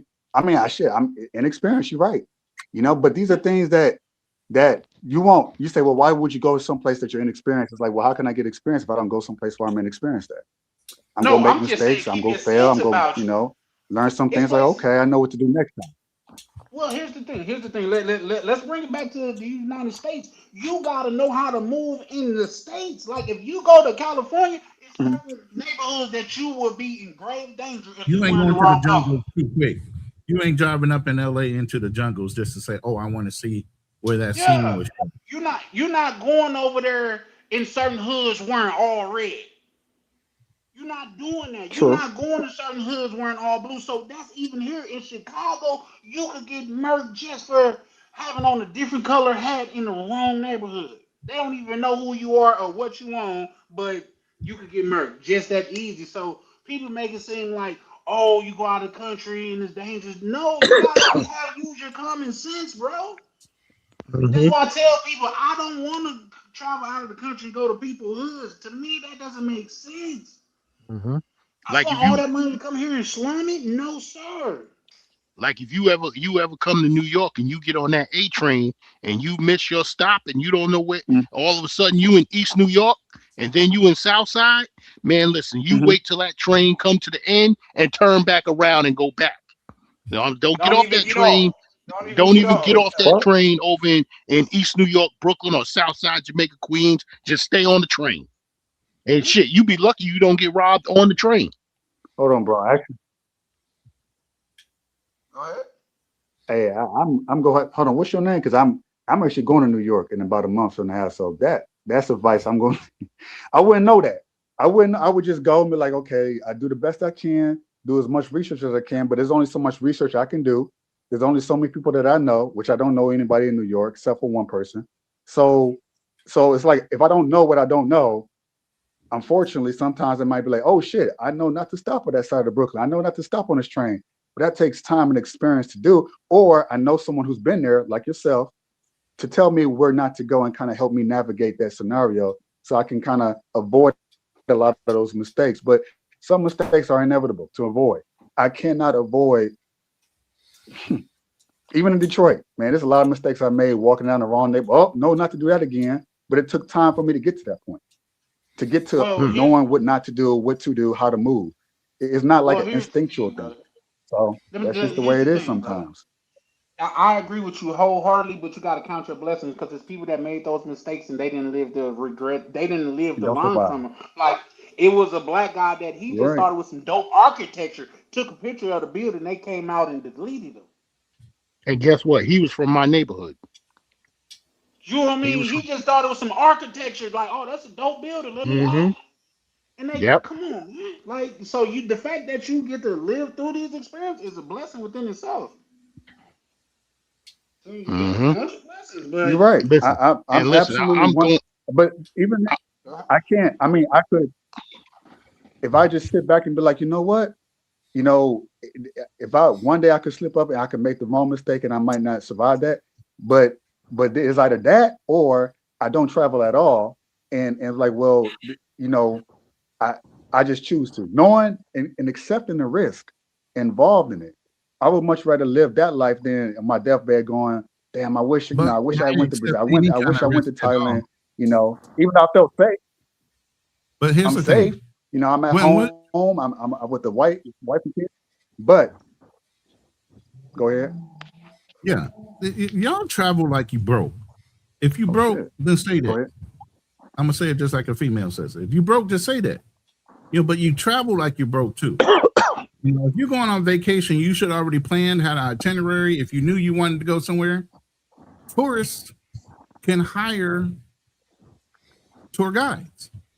You want to go to a certain place. If you did the research ahead of time, you could have found somebody to take you into that area where you knew you were going to be safe and you wouldn't be bothered. And it don't cost that much. Obviously, the exchange rate is so extraordinarily well on most things with the American dollar. It wouldn't have cost that much to do it, but we tried to do cheap. I could do it myself. I'm from the hood. I can. It's not the same Save hood. a couple dollars, got your head bust. Every hood got different rules all over the goddamn United States, let alone go to a hood somewhere in a whole nother fucking country. And you think the hood rules are standard? No, they're different based on where you're at. So why would you go into a hood without a guide and think you're gonna be okay because you from a hood yourself? Not the same hood. Not the same rules. In some people, I guess it's cool because I know a person that said they went to the favelas by themselves. We booked a tour guide. So we're not walking through the favelas by ourselves. We know what's right. I wouldn't do that. Hey, Charlie, tell him what would happen if a blood showed up in Chicago wearing his colors. I was going down on site. On site. Listen. But you think just because it's a hood and you know the hood politics, nah. Yeah. Right. For sure, man. So Chalupe said it too. Yeah. What is? Oh, I didn't even get a chance. Go up one to Chalupe first. Oh wait, yep. 2 months ago, he was in Bogota. He said he had a girl that wouldn't let him walk alone 2 blocks back to his hotel in a good neighborhood. Well, and that's the thing. That's also what I'm gonna tell, bro. There's certain things that you could do to mitigate risk. Everything comes with risk, bro. You can walk outside, step off for a step wrong, and break your neck. It comes with risk. That's called. Y'all don't understand. My insurance. I'm an insurance guy. I look at cause and effect and insurance probabilities, all that stuff, risk management, all that shit. You know. Yeah. Yeah. I'm not out in another country. Well, here's the crazy part. I had all that y'all said. Yeah. Go ahead. You had a tour guide? I had all that, Ronan. I You sure had a did, tour guide. and I paid quite a bit for her too. And she kept me out of, let's say, she kept me out of 80% of trouble. But when I wasn't with her, because I'm not going to be sitting now. This is me. I'm not saying every man should do this. Most people wouldn't do it. How much did your tour guide cost? But there's. I'm sorry. How much did your tour guide cost you? Say it again. How much it was only did like she 100 a cost day. you? So 100 pesos or $100? $100 a day, $100 US a day. USD? Bro, she It was got worth it. washed. Yeah. Great. Bro. That's an extraordinary rate. You should have came home and took a pregnancy test. Well, she was probably going to offer you some You should have came home and took a pregnancy test. That's wild. Nah, bro got fucked. No cap. Bro got fucked. That's that. I'm sorry. Go ahead. So there's price, definitely man. a reason behind it because. Keep going. I mean, listen, I am a believer that in some cases you get what you pay for. Get what you pay Now, for. I also said the same thing y'all said, like $100 a day. Like y'all, like come on, I'm not paying more because I was only paying $20 a night for my stay right by the beach at the most beautiful Airbnb I stayed in my life. So I'm thinking like $20 a day. It's like why you cost? So it took. Let me just say this: it took an act of God for me to be convinced to do it. So when I did it, I said, I don't know if it's going to be worth it. And it was absolutely worth it. She kept me and that's all alive that mattered when I was there. That's all that mattered. It was the downtime when I wasn't with her. I mean, that's not even an exaggeration. So when she wasn't with me, because obviously people got to sleep and do their thing, I still got energy. I still want to explore. I'm not going to sit up in my hotel that she set me up with, that she set everything up. Say everything's safe and sound. You know, this is where you're going to stay. Okay, cool. All right, tour is over. Cool. I still got 4, 5, 6 hours before sundown. I'm going to go out and explore. That's just me. Now, I know most guys say, I'm not going nowhere. I'm keep my ass right here. I'm just going to wait till the next day and we go do the tour and only that. Me, I did extracurricular activities on top of that, which included an element of danger that I was aware I was getting myself into. So I wasn't some naive person thinking, oh, yeah, I'm just going to, waltz around and think, I'm God's greatest gift on earth. No, but I did have a sense of protection and that, okay, let me just use my common sense, what little I have, and kind of maneuver like that. So that's just what I chose to do. You see what I'm saying? Let me ask you a question. Real quick, shout out to Misha in the chat. She pulling up. What it do, Misha? How you doing? Lupe said I gotten cheeks from my tour guide. God, dog. Let me ask you. Bro, Let me. hold on. That's what I meant. Like she was probably trying to give you some ass, and then you left early. So what the fuck?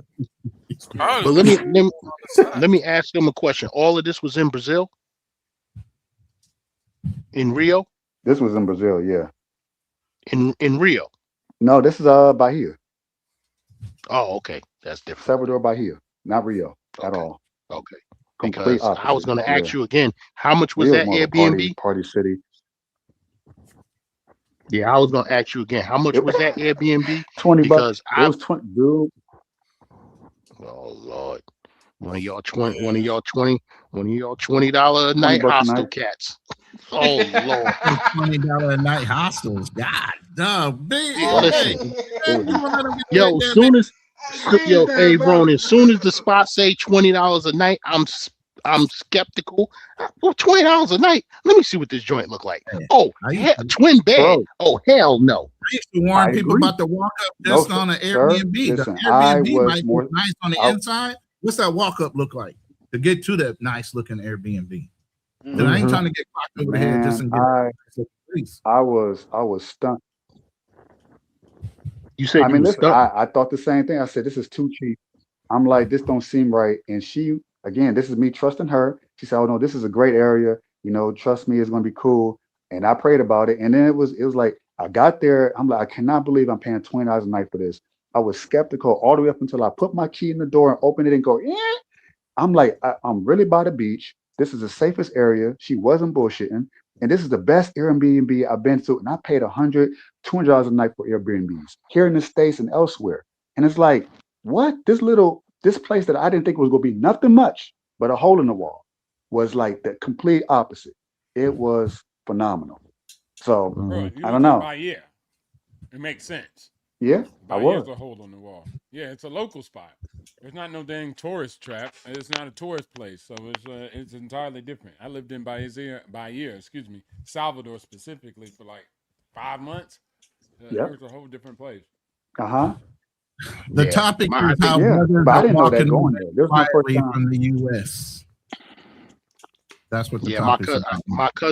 my cousin was all over Brazil. He was there a little over a year, and he stayed in Salvador Bahia and Rio and the other one I forgot, Sao Paulo. And here's the thing: I was Mhm. walking around. There. I want to go to Sao Paulo myself, but I was walking around Brazil. I felt safe. I didn't know it was one of the brothers that was with us, and he got snatched up, which was crazy to me because as a Nah, grown it ain't man, no crazy. need. Yeah, no. Well, the way that You he got got snatched up. lucky. Oh, me? Nah, I'm messing with you. But Brazil Oh, is a dangerous place for sure. no, that's a fact. That's a fact. But Unless local Brazilians say it and y'all saying they lying. no. Locals Well, say it listen, all the time. the Mm. Cowboys are playing the Ravens in Sao Paulo Alright. whenever that game is. Oh, what? Mm-hmm. That's what's up. Oh, I ain't never really? heard of that. Yeah, I saw the schedule today. I go see that. I would go see that. Don't ever stay in a hostel. Get your Oh, money up. international game. That's dope. Jeez, get your money up. Hell I mean, yeah. the Yeah, you hostel got. thing was good for backpackers. If you're not a backpacker, come on now. Get right with I'm Jesus and get your Yeah, money up. I'm not a backpacker.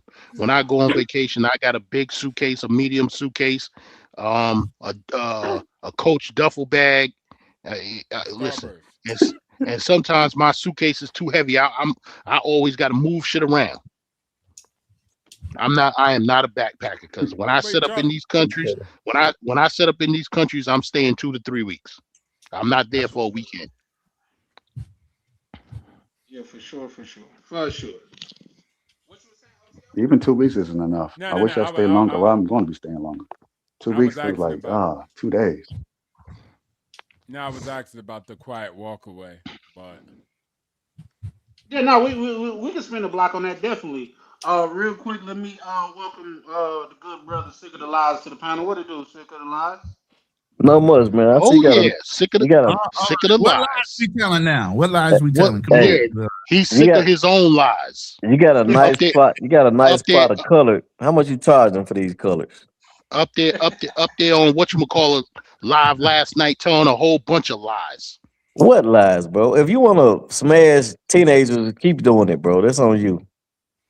Listen, What?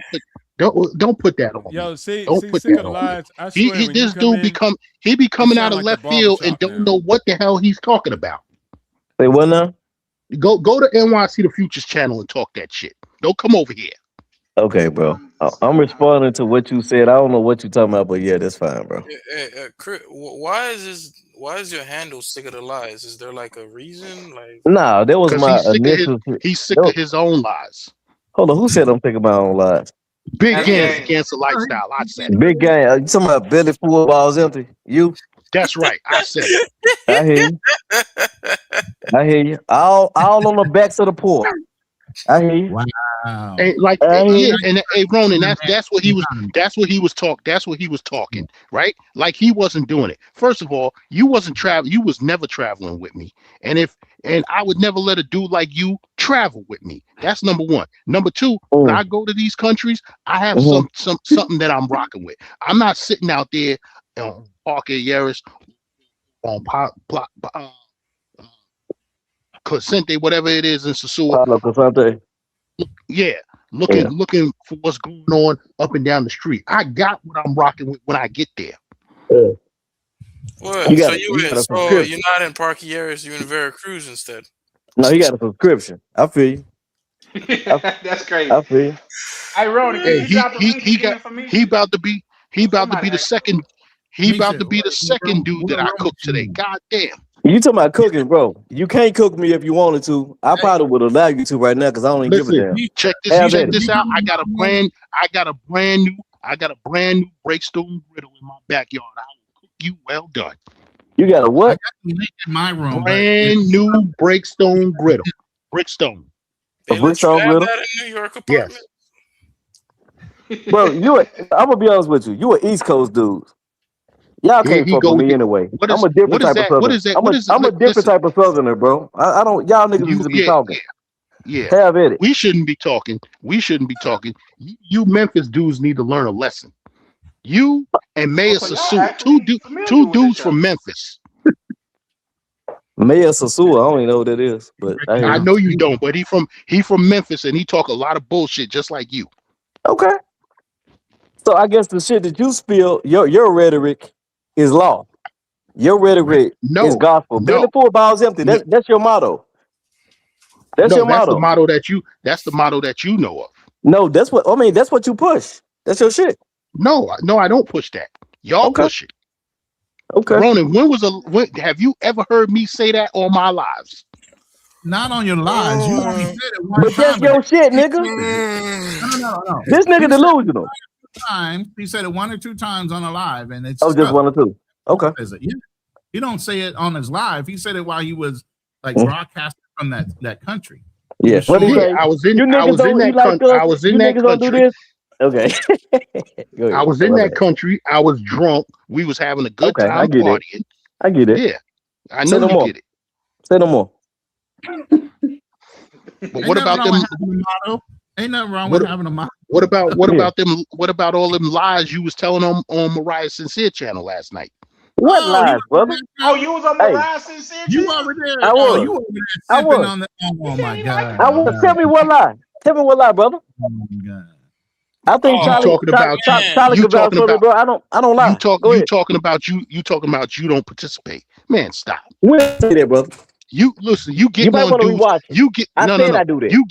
You was getting exactly. You was getting on dudes. But you just you said was that. getting on dudes. You was getting on dudes. You was getting on dudes that participate like you don't participate when you do participate. Okay, but let's be honest. Did you not just say that I said that I don't do that? I just said that you was getting on dudes that participate. You was getting on dudes that participate, but you do the same thing. I have partaken in the past. I have partaken in the past. You the pot calling kettle black. Wait. The way you say that, think of the lies. I have participated in the past, like you won't in the near future. No, I plan on partaking in the future.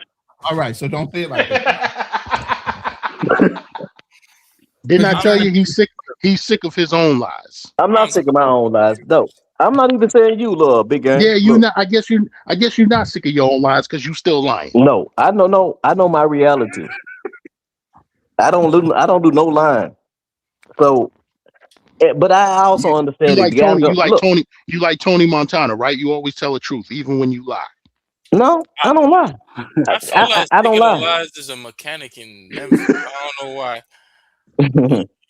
I had a mechanic come out. He kind of looked like you. Shit was Did he? Hey, That's right. there's a way not to lie but omit the truth. I don't do that. That's the key word, omission. I don't do that, bro. I'm very transparent. Very transparent. But yeah, big guy, keep doing you, bro. So what were you being I will transparent keep. about? I will keep doing. I will keep doing me. I will keep doing me. I'm 55 years old, and it's worked for me thus far. Have never been in jail. I'm retired, so I will keep doing me. I'm retired with a nice piece of change. I will keep doing me. Kudos. This nigga said, "I never been in jail." Damn. Yeah. Hey, that's actually. Hey, hold on, stop. I've been in jail. I've been in jail, so kudos. That is kudos. To discredit. Somebody that has not been or have a criminal record is something to boast about and be proud about. Y'all hold this up, and I understand some of y'all have gotten in trouble and you made mistakes, and that's what you call them, mistakes. For somebody that didn't make a mistake and get in jail, that is to be celebrated. Stop discrediting that shit like it's told to be belittled. I've never been in jail. The fuck? I have a top secret clearance. Never lost that shit in my life. Absolutely. Absolutely, bro. Going to jail and looking incorrectly. I'm going to be celebrated for living correctly, having my morals, not losing it to society's pressures and all this other bullshit. Let me get Big Gang and Ronan. They flowers, bro. Look, I'm not saying That just mean Ronan. I'm not saying didn't get caught. they didn't get caught, right? Look, exactly. when they were younger, Exactly. when they were younger, I did a lot of shit. Yeah. I did a lot of shit that I'm not proud of. All But right. thank God I had Lynn Arts and whoever else playing for me, and I got on the right track. I never been locked up. Well, Mish, why would you like somebody who been to jail? What about the guy who don't go to jail? You don't like him?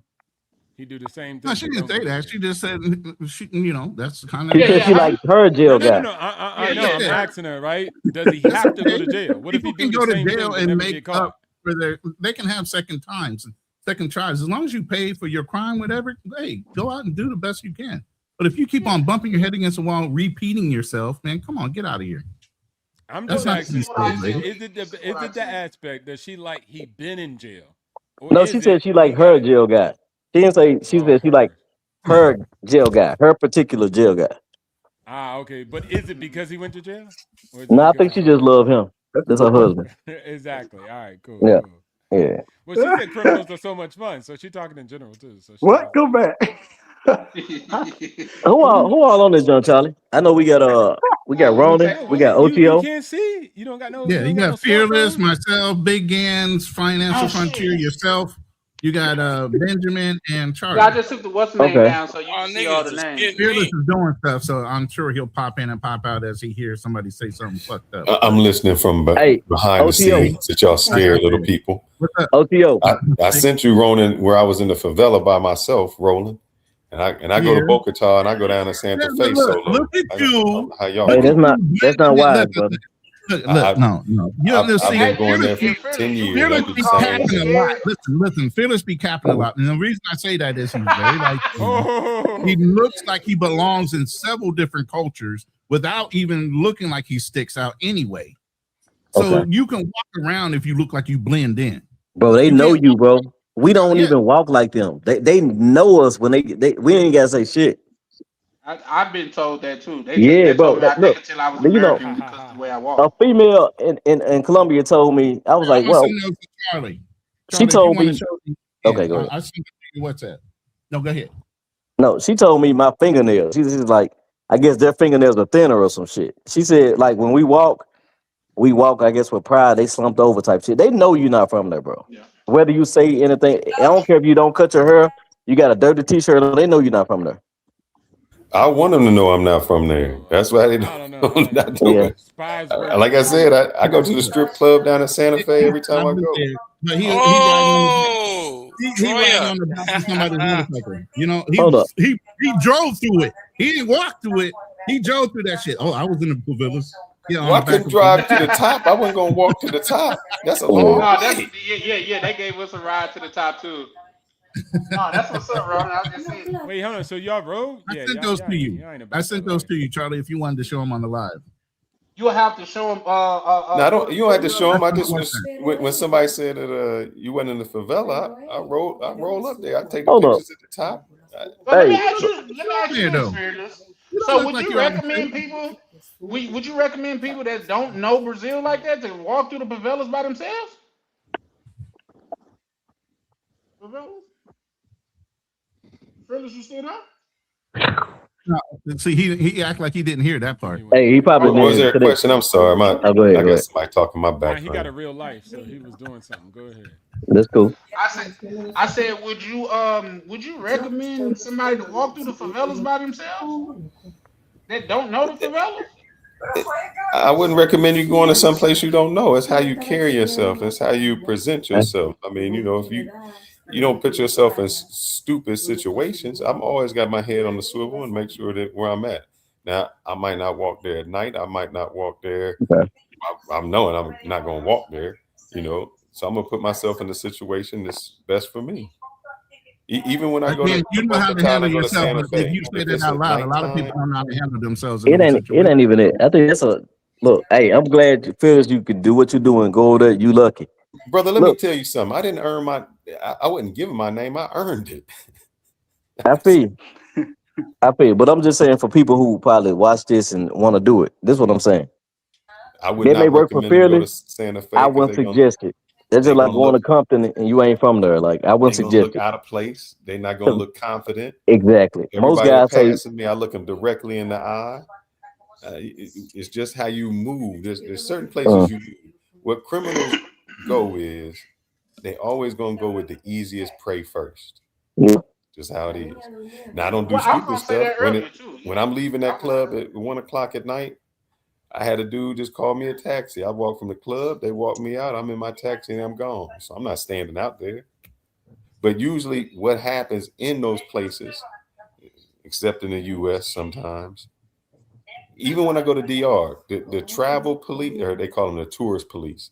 The tourist police ain't worried about the locals. They gonna make sure the tourists are perfect because that's their industry. So they don't want anything to happen to you. So even when I go through Santa Fe or I'm going through those other places, it's like they looking out for you because if something happens to you, that brings heat on them. If something happens to a local, they don't care. Oh, where in Santa Fe do you go? Trophy, Euphoria, all the little clubs. Euphoria. Oh, that's in DR. Trophy's in Santa Fe. You mean Troya or Trophy? Troy, yeah, however you pronounce it. Troya, Trophy. Baddest things. Hey, real quick, y'all. Just about it real quick.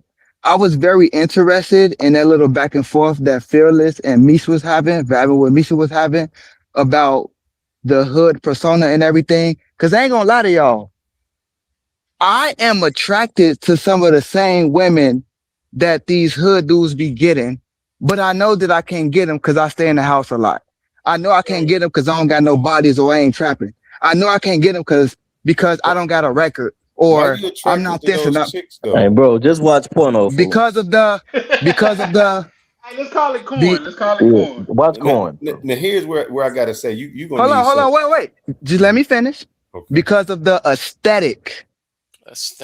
Because of the way they look, like body wise, you know what I'm saying? Like they be looking good sometimes.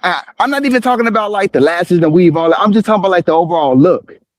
Men can't help what they're attracted to sometimes. Consultation. This nigga like dominatrix. You gonna need a. Hey, you want a bitch to walk on your spinal cord, cuz. We ain't doing that next Friday shit. All done. We're not doing that. But you're gonna need a consultation with Financial Frontier, man. You gonna show you that you either build or subtract them, and it seems like right now instead of getting an asset, you're getting a liability, and you got to learn some things about assets and liabilities. I think maybe this is before your time. I think they said it before. You can't trust a big butt and a smile. Okay. Once again, I'm going to say it again. Some of the same women who are attracted to hood dudes who look good, I'm attracted to. but I don't even attempt because I'm not about that life. You're not and I qualified. don't want to deal with that headache. It's just my truth. Yeah, okay, I feel you. I respect it. Well, You're not qualified. hey, I'm not qualified. Right. nah, I don't think you don't qualify. I No, think you you don't. should. I think you should attempt. But Nah. why do you want dysfunctional women? But well, he said I'm talking about looks. I'm not talking about mentality. I'm talking about looks. There aren't beautiful Like, women. okay, fellas. Y'all cannot sit here, fellas. Y'all can't sit here and act like every hood chick or every dysfunctional chick don't look good or they don't have a nice aesthetic to them, even though they dysfunctional as hell and they deal with the wrong type of men. Y'all can't say that. Well, let me No, I'm saying that, but there are KB, plenty of women who are not like that, who are functional. But go hold on, KB. I agree. I agree with that too. That Foreign Skies is but that's only a part of the look because their mannerism is also a part of the look. I done seen okay looking girls' attitude make them look way better, and I done seen very pretty girls' attitude make them look terrible. So it's not just the outside look; it's how they carry themselves. Like something that a woman do that I really dislike: a woman that spits a lot like a dude. If a woman out here right? If she just out here spitting like a dude, I'm cool on that. You know what I mean? Like I don't. But Charlie, but Charlie, you're older than me, brother. Not by a lot, but you older than me. You don't know my mentality. You might be mature in that where you can, damn, shorty look good, but as soon as she open her mouth, I get that. Yeah. But I'm just speaking on straight looks like, damn, shorty look good, but I know she fuck with niggas that got 3 bodies or got 4 baby mamas. She thick as hell, but I know that she doing this in the streets and she doing that and she, you know what I'm saying? And I don't qualify because I'm in the house nigga. I don't got no record. I ain't doing none of that stuff, so I'm gonna stay away. But she look nice though. That's it. Do your ass like Breonna Taylor. But I think you're using the wrong words, or maybe you disqualifying yourself because you say you don't qualify for her. I guess my mentality is she don't qualify for me. Exactly. Yeah, that's what I'm saying. These dudes is out here, and I seen it on the cruise ship. These dudes is out here settling. Listen, I seen. Oh Lord, have mercy. Is there anybody on the panel? Is there anybody on the panel from Florida? Yeah, I'm from Florida. I'm about to move to Florida. What the hell are y'all feeding them women in Florida? Listen, I lived in Florida. Which part of Florida? Let them finish the preface. Listen. Listen, they was on that cruise ship coming from all over. I lived in Florida for 2 years during my youth. Now I was a chubby kid. When I went to Florida, they was feeding us big healthy meals, something that like you would eat for Sunday dinner, right? And I lost weight when I was in Florida. You know what I'm saying? So my question is, what the hell are these women eating down in Florida to be 250, 300 freaking pounds? I seen them on the ship. I seen them on the boat. And Ronan, they ain't afraid. They not ashamed to show their big fat bellies. And my cousin was, because my family reunion was on the ship. Most of my family is from Florida. You know what I'm saying? And I ain't ashamed to say it. One or two of them women was in my family. You know what I'm saying? Bruh. Yeah. I'm like, yo, what the hell are y'all feeding these women in Florida for them to get so big? And you say what part? They was coming from all over. They was from Miami. They was from Fort Lauderdale. Most of them was from the Orlando area because the boat left out of Cape Canaveral, Port Canaveral. Yeah, you got your response. They're from Orlando, Tampa, Jacksonville. Yeah, South. yeah.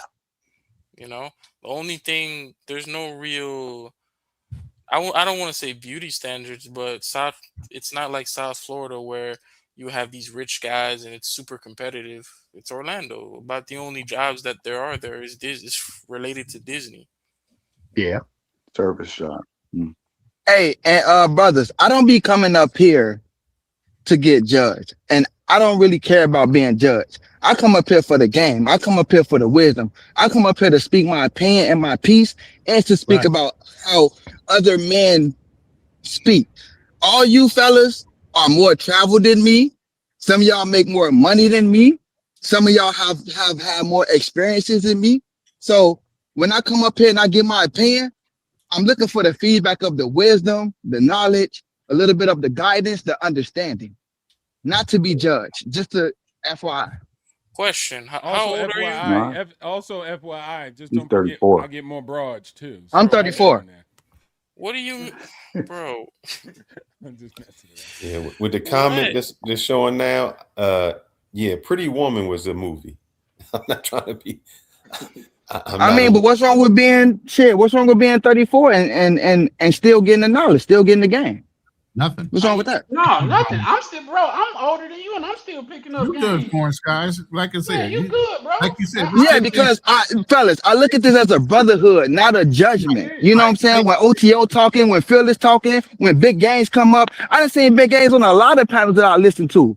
It's all knowledge. It's all should be brotherhood. It should be picking you up with the information, not, oh, well, you shouldn't feel like this and that. I'm not judging nobody either, but sometimes we get into that loop of judging instead of here's some game for you, young brother.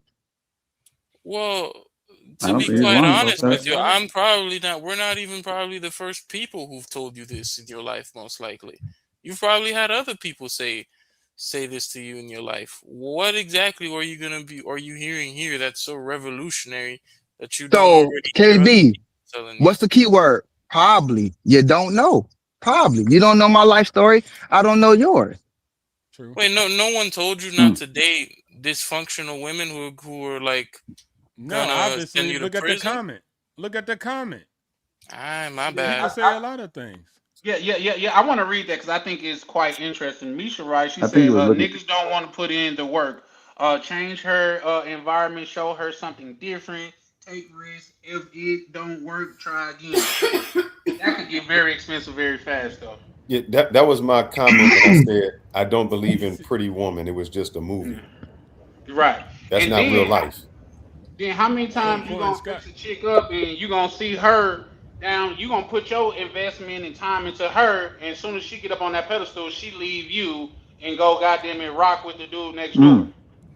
But Charlie, another thing with that is, Oh shit, my bad, Pebble. What's up, brother? what's going on, man? I've been in the back listening. What's going on, gentlemen? Shout out to Mr. Pepper. Shout out, Mr. Pepper. Shout out to the panel, folks. I wanted to add on to that as well, Charlie Chan, because Nisha did say that men don't want to put in the work to help build that woman back up, and whatever the situation is. I understand what she's saying, but at the same time, women don't want to put no work in to build a man either. They want a man already have a finished product. They want to finish product.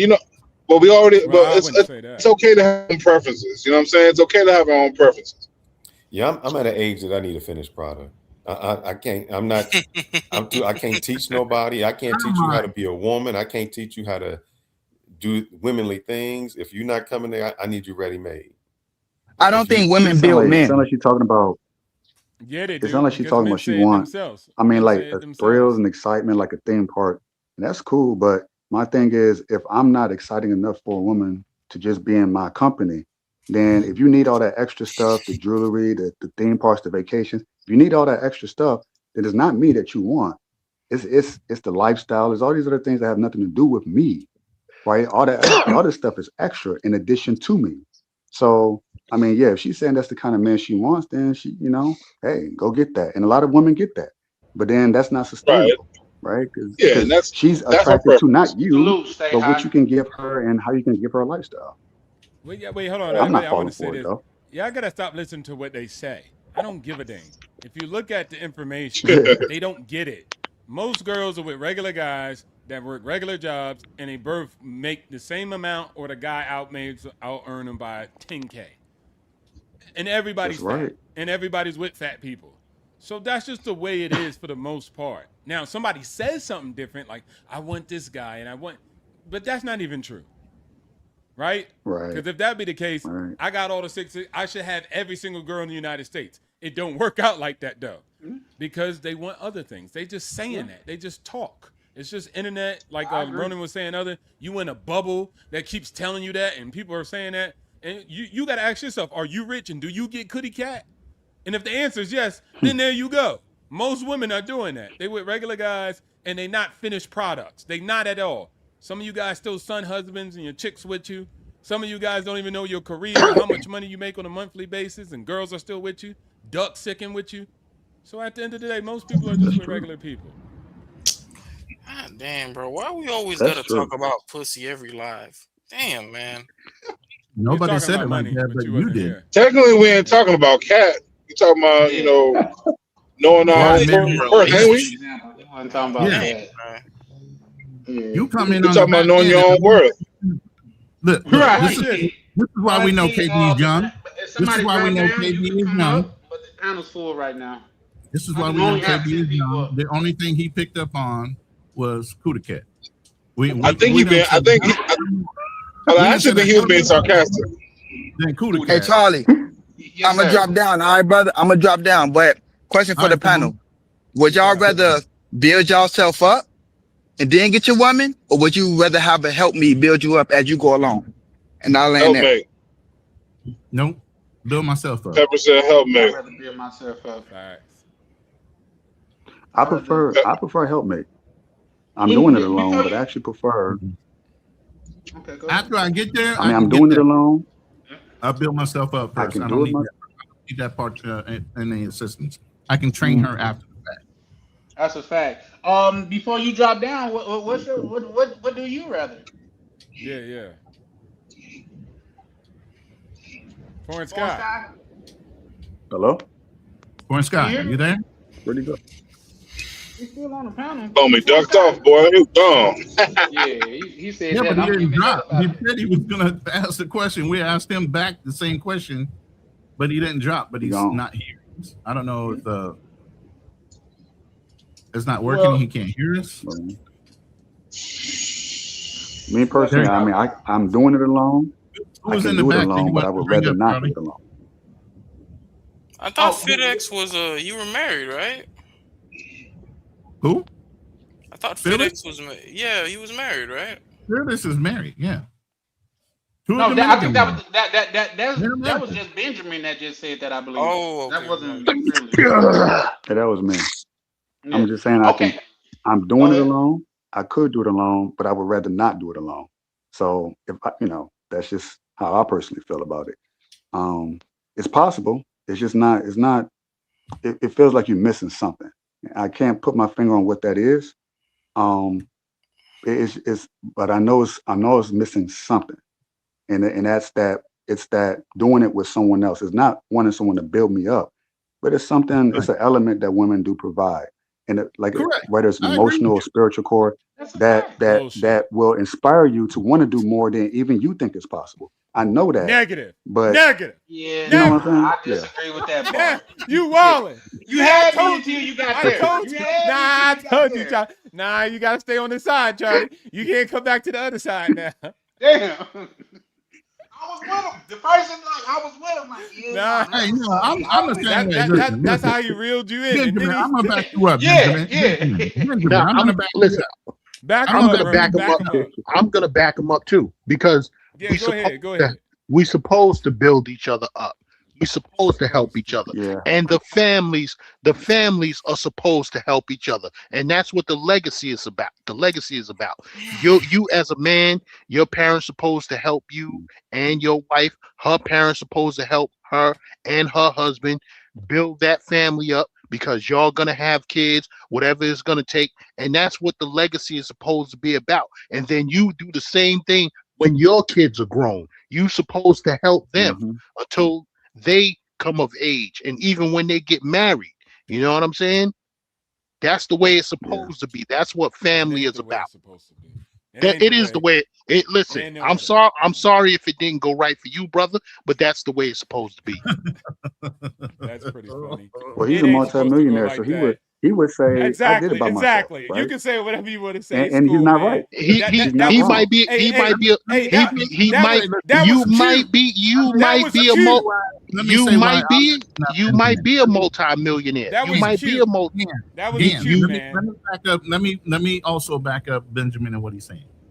Wait, hold Now, on. So like y'all I supposed told to you wait, before, hold on. He said hold it. on, O2O. Y'all Hold on the on. same Give me a side. second. Y'all Give me a doubling second. down. Yeah, but I need to reinforce Come my on, you see what I'm perspective. But, saying, y'all? but Three hold on, people in the O2O. room. That was his perspective, though. I'm going to give you my perspective on why I'm backing him up. My perspective on the thing is, like I said, you build yourself up. You shouldn't need anybody else to build your own business, build your own resources, and all that. That's you as a man, right? But after you get those things, sure, having a woman tag along, living vicariously through their experiences, seeing that they appreciate all the growth that you had in your businesses, even supporting in those are enhancement things to help you as a man. Some of us desire that. Some of us want that. Some of us want the legacy. Some of us don't. Some of us want to be single and we can just partake whenever we want. And that's okay too. Yeah, But there's nothing wrong with that. I'm of the type that even after I'm successful, I would like to share that with somebody that's closer to me. I'm saying a saying woman. before success. I'm going No, I'm going a let step him further finish the back and point. saying before. Yeah, I'm not doing that. I'm But not doing so that. I mean, being after success, that's cool. All right. I mean, that's a lot of guys do that, right? I got the money, the car. Okay, now the girl tags along in a way. It's like you're an addition to. I'm more of a like an attachment, kind of like a Siamese twin in a way, right? So we can do this together, right? And there's nothing wrong. For me, that's what I would prefer, even though I'm not doing it that way. No, brother. But to I do it disagree alone, it wholeheartedly. just feels like something missing. I feel that. KB, before I chime in, what's your thoughts? My thoughts? Yeah. I mean, I don't really have thoughts. Because You you're know, 12. I don't. We get it. Nah, not because I'm 12. It's just I don't really want to get married or have kids. So does it matter? I heard that. Mr. Peppers, what's your Well, thoughts? no, you gotta go back to O2O. We're beating him down. He wants to respond. He thinks Now we're let all against Mr. Pepper go. Yeah. Believe me, Yeah, O2O I is mean, gonna let it go. mine's gonna be short. You know what I mean? It's not gonna be too much, but I would say a helpmate for sure. I've been getting out the mud myself on my own for a while, but I think that's part of the problem that we have in our community is that we in our mind we feel like we gotta do it alone. So to me, in a sense, what that does is continue to keep us separate when we feel like we got to do it alone. So I mean, I see the point of getting it on your own and staying on your own and be like, okay, now let me go find a chick that can add to what I already created at its finished stage. But if we want to talk about bringing our community back, or you know what I'm saying, our community as in our household back together, having a helpmate does that. So it's all about your preference. All right, cool. We heard you guys. This is what I heard. The whole time y'all was talking. Man, I just want a chick that I could build with and turn me into the man that I am today. That's what I heard. But shout outs to the family. Now, what I'm gonna say is, I get what y'all saying. What I'm saying is, it's supposed to whatever I decide to do. So if you do want to do it with somebody, cool. If you want to do it after you get what you get, cool. What I'm saying is, you make your life and decide what it's going to be on your own terms. Period. That's it. Right. So it's not one way to do this, right? Yeah. So generational wealth just tells us, number one, that 70% is a failure, followed by 90%. So instead of just saying things that make y'all feel good inside, I'm going to tell you something that actually really happens. Most people do have to get it out of the mud, regardless of the people that they're around, and they usually are self-made. Shout out to that. That's not a bad thing. Also, doing it with your family is not a bad thing. Also, doing it with a chick is not a bad thing. Also, doing it without a chick is not a bad thing. So it's supposed to, whatever you make it, you have to earn that. You have to build out but you do not deserve it. So I try to get men away from thinking it should be like that. No, it should not. Acquiring a female throughout all of human history has always been a difficult endeavor. Most of you men never reproduce. Most women have. That's the facts. Finding something good has always been difficult. It's even easier now, I would argue, because you could go to Instagram and get a girl with no shoes all the way in Cambodia, and she think you a high-value man. So you have massive amounts of leverage and opportunity. So it's whatever you decide to make it, but there is no supposed to anything. All right? I'm not a commie coochie. Coochie is not supposed to just come to you because you were born. You don't deserve your fair slice of coochie just because you got a post. No. They giving out standard issue coochie though. That's everybody got standard line to get their coochie. That's what it is. Real quick, let me send a shout out. Is it mid-grade? Is it prime or is it excellent? You know, I need to know what the grade of the coochie being given out. You know what I'm saying? No, it's stretched to capacity, sir. You got this. It's like the Ricola commercial. Ricola, you know what I mean? That's what it is. But I was hearing, I need a girl to ride. I need a girl in my life. That's what I was hearing when y'all was talking about. I need a girl to ride, all right. That's what y'all sound like. Well, real quick, let me send my good brother Ryan a shout out from Vacation Time with Ryan. Y'all go link up with Ryan, man. He got a link up coming in October when Charlie Chan definitely gonna be there. Ryan travels, he be Vacation Time with Ryan, he be dropping some gear, so shout out to him. What I was gonna say, and then I see you got something in the back, 020, I could pull that up for you just okay, then we got Nat coming to the panel. But my thoughts is this is it's a difference between a co-pilot and a passenger. If she helped you build the plane, she is a co-pilot, which therefore she tell you she got saying where the plane goes, where it lands, how much you fill up. But if you build the plane yourself and you welcome her on, you still getting her. But she don't have no say so of this, that, and the third, and that's just is what it is. Because once she helped you build it, she's entitled to it. Now let's think about like Jeff Bezos and his wife. She was there with him when he came up. Right. You know what I mean? And he went, hey, when she went the other way, guess what they said he told the Lord? Just give her what she want, man. Ain't no big deal. And guess what she said? I don't even want everything that I could get, man. Just give me a couple beads, I'm good. I'll manage with I'll manage with a couple billion. I might have to scrap something together, but I'll make a way. So it's just all in how you away with a couple billion. Yeah, like I you think she felt bad for her because I'm like, damn, how she gonna survive off of that? You know what I mean? But when you think about nature, if animals in nature, it's not the female and the male's like, I'm hungry, you hungry, let's go eat. No, you got hunters, you all right? Gatherers. Right. You got hunters and you got gatherers. You know what I mean? So, hey, Charlie Chan, bad example. What you mean? Well, I Bad get example. the women for the lions. Yeah, that's good. No.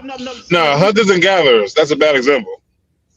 Why you say? Oh, because they're together. Okay, yeah, I get what you're saying. But even with that, that's why I slowed down on that because I was actually thinking about it while I was saying. But even like say we wanted to take the lion and lioness thing, people like, oh, well, the women go eat the food, go get the food for the lion and this, that, and the third.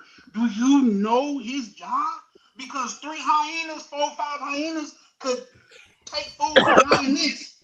But when the one lion come running up, they break camp. Because with one swipe of his paw, he could break back. Charlie, man, that's another bad example. Y'all never, when you have a girl, it all depends on you, like I said. I never had a girl that I wasn't secretary maxing on. She was my secretary the whole time. I always secretary max when I'm with a girl. But when you with y'all don't know nothing. Y'all be 007. Y'all be giving up violation. Y'all be giving up the information just straight off the bat instead of 007. He was always getting something out the broad. So anytime I do a deal, it's just a two-way street. So whatever your two-way street is for you, whether it's she's cooking, sweeping, I don't care. I'm not about to backseat pilot your empire. But what I'm saying is whatever that give and take is, then you should be good at the end of the day. Shout out to LeVar Ball. His wife left. You know what he said? The mission was accomplished. All our kids are raised. They all went to the NBA. We did our job. Mm-hmm. Cool. He wasn't like, So, man, it's so big. OTO. She left me. She was supposed to be there when I died. He said, nah, she want to go her own way. Okay, she got that right. And guess what? We accomplished our mission. We raised our kids. It is what it is. Wish her the best. Let it go. Let it go. It was the red pills That's a talking about, success. oh, she left him when he was down. Then it was the blue pills talking about, oh, he must have cheated on her. He didn't say none of that. He just said, hey, we accomplished our mission. We did a lot of good things. Okay, she's gone. She's going her own way. I wish her the best. Can y'all just say vagina? Shout out to Misha. Nah, Yeah, we ain't gonna say that. I don't care how it makes you feel. Cootie cat. Damn it. No, that's how we know. That's how we The know cutty. Roman old. Trying to go over there and get that cootie cat. So the question then, Or you just so age so I shamed, guess age shamed them? Jesus, man. Yeah, So my question to y'all is, do y'all, because it seems like it's split down the middle. Who sees women more so as passenger riders, and who sees them more as co-pilots? I see it as whatever the women like. Women got their own choice and their own destiny too. So some women want to be that, and some people want to be a co-pilot. So everybody's, you know what I'm saying? It's a case by case. Some shorties want to be a co-pilot. Some shorties want to actually be. What was the other one? The two dynamics. You a get what I'm saying? passenger, Passenger. or a co-pilot. You're right. And sometimes someone just want to be the passenger, the actual pilot, the capitan, the El Capitan. Both And they women match want with to the be guys captain. who want to be the co-pilot to a That's girl a that's fact. captain. Oh, There's many people out here, bro. Yeah. I said, I would say I'd rather have the co-pilot because I need a chick that's gonna help me just get this motherfucker fall down or break down, whatever the situation is. I need you to have something invested in it.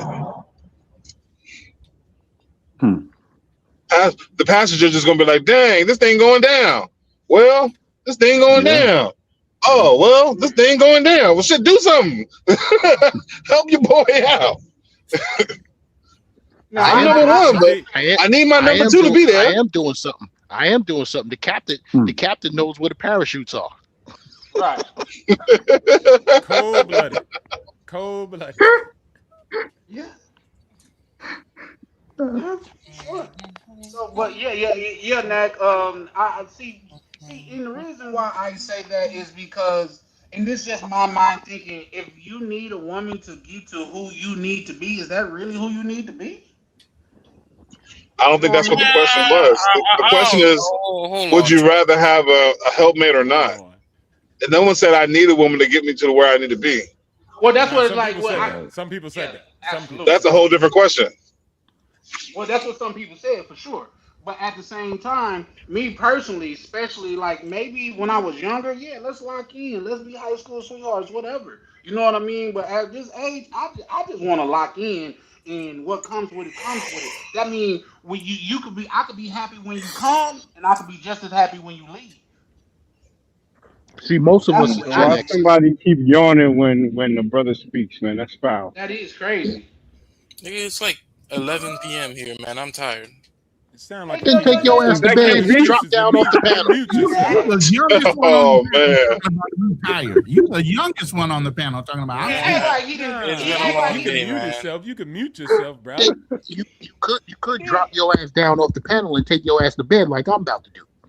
Yeah, and then you Make acting sure like you he Hey, acting make like he sure ain't you taking pour a nap at yourself a daycare. nice big glass of warm milk and some cookies before you go to bed too. There, youngin. Hey, man. Hey, in the famous words of Uncle Jerry, KB don't know shit about Haiti. Oh, he said that? Yes.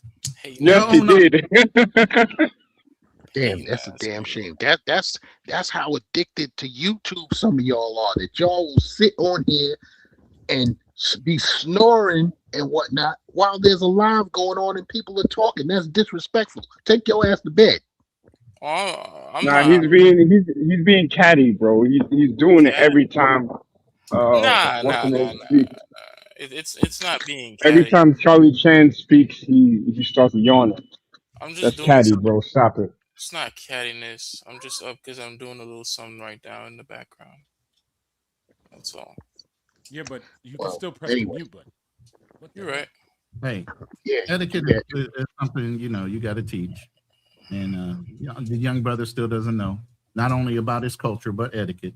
But we're going to teach you, Or its history, or the president, or anything. Or broads, or money. The list goes on. Okay. But he sure cooks up a mean mud cake. Oh, Jesus. Mud cake. Now, salute to the panel, man. Salute to everybody on there. OTO, Gangster Lifestyle, Ronan, Charlie Chan. Where's Black Cleaner and Clean at? Yo, Nat, where you at right now? You ain't got a doctor's. Europe. No, America. I'm halfway in the ocean in Europe. Okay. Nice. Yep.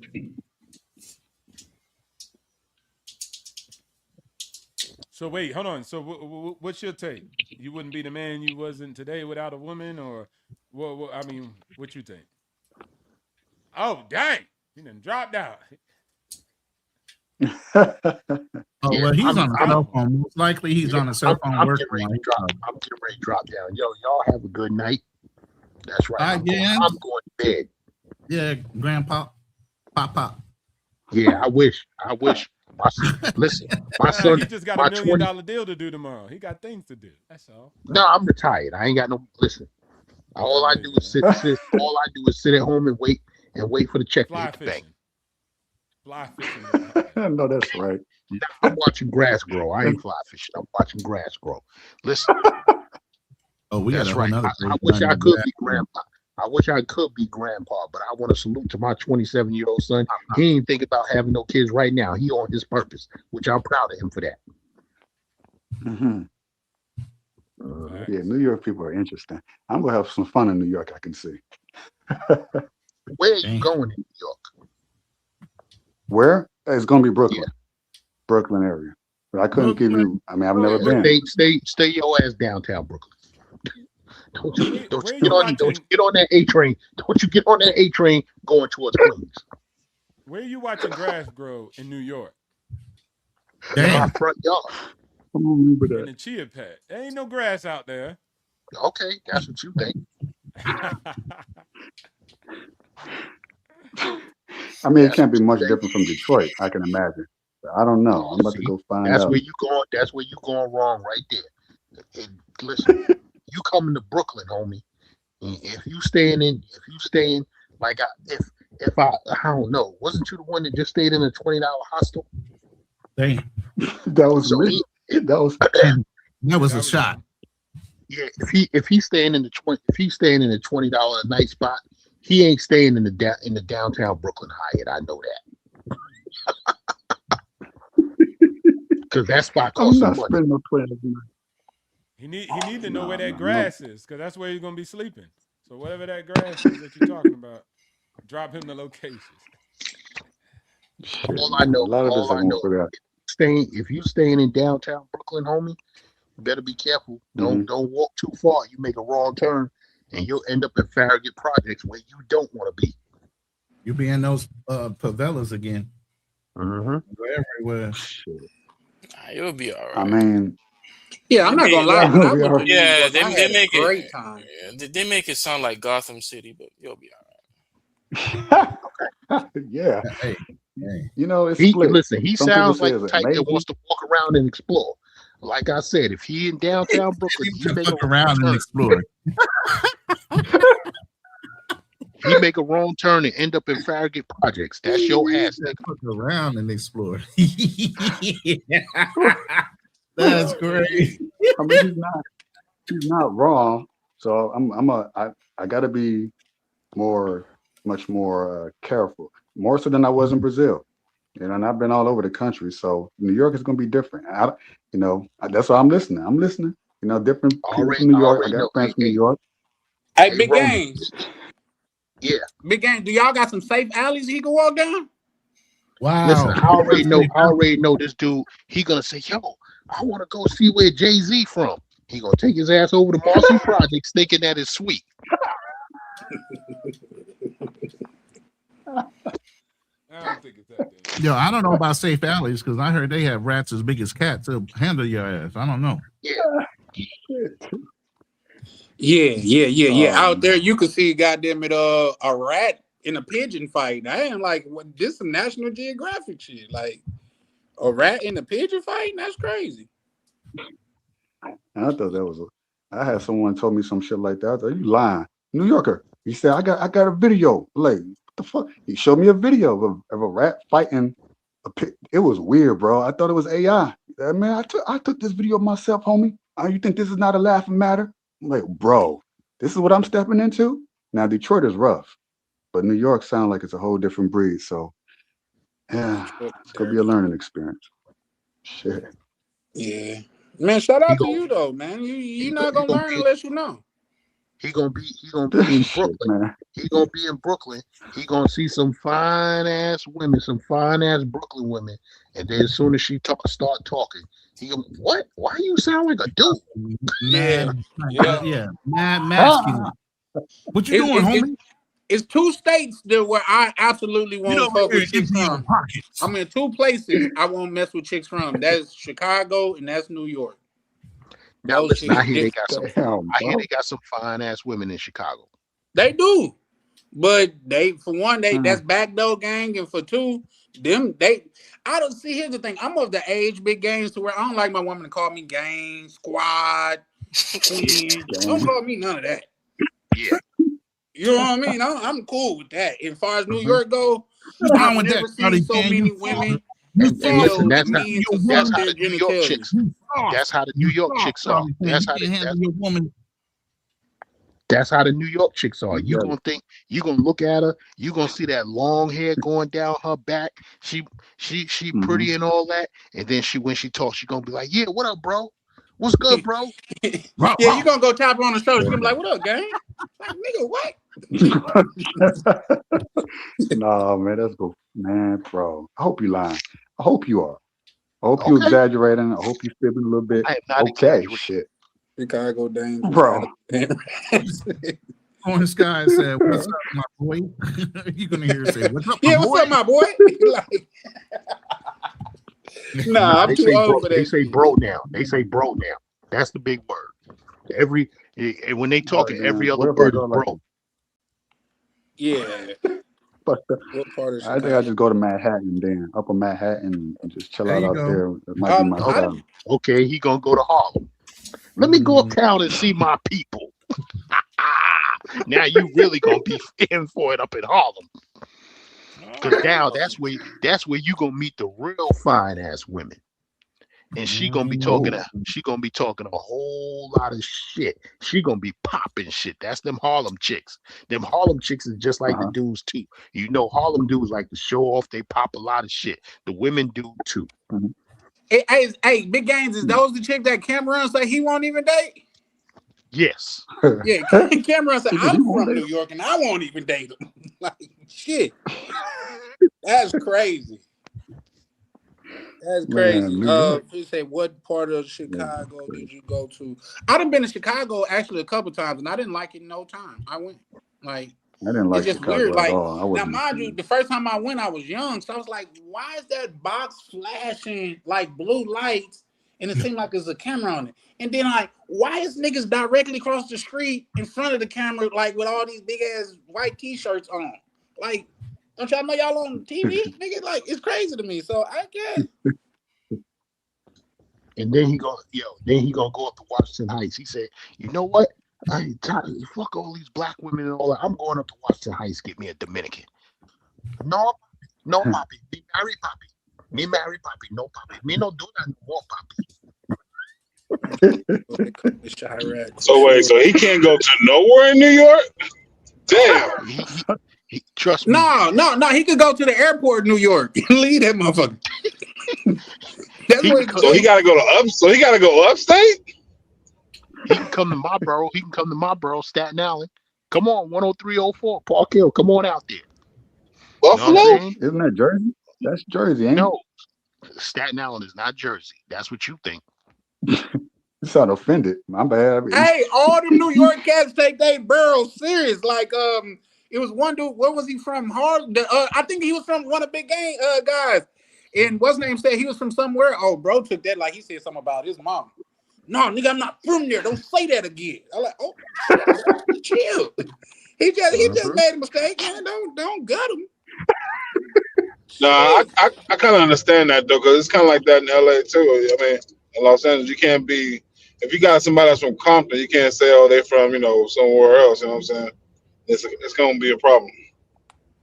See, and that's the thing. That's the thing. When it comes to New York, everybody think, oh, New York City, New York City. Oh, Gans, I thought you lived in New York City. I do live in New York City. The 5 boroughs of New York make up New York City, but it's not the city. Manhattan is the city. Downtown Brooklyn is the city. Everything else we call the outer boroughs. So the outer boroughs is the Bronx, Queens, Staten Island, and Uptown Harlem. And everything and everything going east of Brooklyn. Only downtown Brooklyn is, you know what I'm saying? Everything east of Brooklyn is considered Brooklyn. And them Brooklyn dudes will tell you real quick, I ain't from New York. I'm from Brooklyn. What the fuck? That's wild. That's wild. But they're part of a borough, but they don't claim New York. They claim. So Brooklyn is like its own city. Exactly. They tell you with the quick fast. I'm not from New York. I'm from Brooklyn. And they take that shit. They take that. Listen, my wife from Brooklyn. They take that Brooklyn shit serious. Dang. Foreign Sky say, Charlie, we invented backdoor. I know, like, what's that? I think a little chick just said that, like, Sac in Chicago, those, like, you definitely getting backdoor fucking with them chicks out there. Pause. See, I knew your little and you talking about why we always talking about coochie? Cause bro, you be thinking about gay love for some reason. Wait, hold on. You said back. I said pause because you like, oh, that we invented the back door, and I said pause, bro, some things you just can't fix. Wait, no, you said niggas invented the back door. I said pause, like. No, we heard you. We speak English. I'm just saying you said pause as if it was you thought of man on man love. Nobody else did. I'm just saying the way you said it. I'm just made you think about kissing the man, or what? I don't know what you're saying. I never said that, but come on, if I walked up to someone in the conversation, I'm like, oh, niggas invented the back door, like pause. You can't backdoor female. Yeah, but like when you come on, when you say niggas, no, in KB case you can't backdoor female. It can only be men. Nah, but that's all I'm saying. Because if you're like, oh, it's gonna be another backdoor, then I'm thinking, all right, so the woman's backdooring you now. Now that's kind of crazy. So But what's crazier? I'm an architectural major. When you say backdoor, I literally think you're talking about a backdoor. Nah, that's just because you old. Yeah. But what I'm saying to KB is no age shaming. No age shaming. Think about that shit. Y'all crazy, man. Y'all got all these sexual thoughts and shit. But you got to say pause every time you open your mouth to say something. I don't say pause every time. I just said, don't be saying like a dude took you. You invented. You see where he took it to. Now you see where he took it to. No, that was funny though. That is funny though. Don't lie, that was good, Kate. Hey, it's good. It's good. Knack Measy back on the panel. Hey, Knack, this dude said he want to come to Brooklyn. Oh, KB? No, Benji. I'm in Benjamin. They go old ninjas talking about their blocks so tough. Go ahead. I run the block. Well, who want to pass? They got a couple of people pass to and Brooklyn. They think they run New York City. All right, cool, man. The whole city's yours. You got it, man. Yeah, you got to come check in one residential property, but okay. Because you shoot down the block, you run it. You're right. Hey, watch this, Benjamin. Hey, Nat, where you from? You from New York? I'm from Flatbush. I'm from Brooklyn. What I told you. What about how you represent? Brooklyn niggas will tell you I'm not from New York. I'm from Brooklyn. I'm from Brooklyn, Planet Brooklyn. Matter of fact, when the Knicks won, I didn't give 2 F's about it. Straight up. If it ain't Brooklyn Nets, I don't give a F about it. You heard? And you ain't gonna be giving an F for a very long time, my brother. Yeah, I know. We gonna rock with our team anyway. But yo, who needed a pass to Brooklyn? Who needs a pass? I got you. That's me. Damn. That's me. I'm coming to Brooklyn. That's Benjamin. He at top right next to me. Apparently. All right. Yep, top right. I'll stamp your passport, bro. KB ain't allowed though. KB ain't allowed. Shit, who wants to go to New York? Hey, Dak, he said he want to ride the A train. That shit smells like shit and it's covered in trash. No thanks. Oh wow. That's crazy. I would agree. Yo, KB, I'm from Little Haiti actually in Flatbush. It's literally called Little Haiti. A whole bunch of Haitians there. It's cool though. You know what I'm saying? Nothing, no disrespect, but it's a little Caribbean. But I'm from Little Haiti in Flatbush. Nice. Hey, real quick. So what I meant, trying to say you would he feel said at he home. want to ride. He said he want to ride the A train through Brooklyn. Nah, no, you don't. You don't want to take the L. You don't want to take the A. You don't want to take the D. Pause. hey, y'all, but like real quick, but what I meant by Chicago backdoor is a female to set you up to get robbed or killed, or your best friend, your homie in the field that you with, whatever, he could get paid to kill you and you won't even see it coming. So that's that back door. They say don't leave that back door open. That means you can't trust either the ones amongst you who then went through everything with you, or you think you about to get some pee, but you really about to get robbed or set up, or even worse, even your life taken. So that's what a back door means in Chicago. Yeah, I knew what you meant. That was just KB. Like, you know, he ain't been out the country in a while, so his mind just go. I know what a back door is. You know, I listen to King Von. Right? But y'all, you know, I know what a back door Chicago, is. New York, and Philly get like that. Definitely get like that. No, Chicago played by a different set of rules. Chicago played by a different set of rules. Where can you go where you don't need a pass? How about that? But in Chicago, we don't care if you're a celebrity.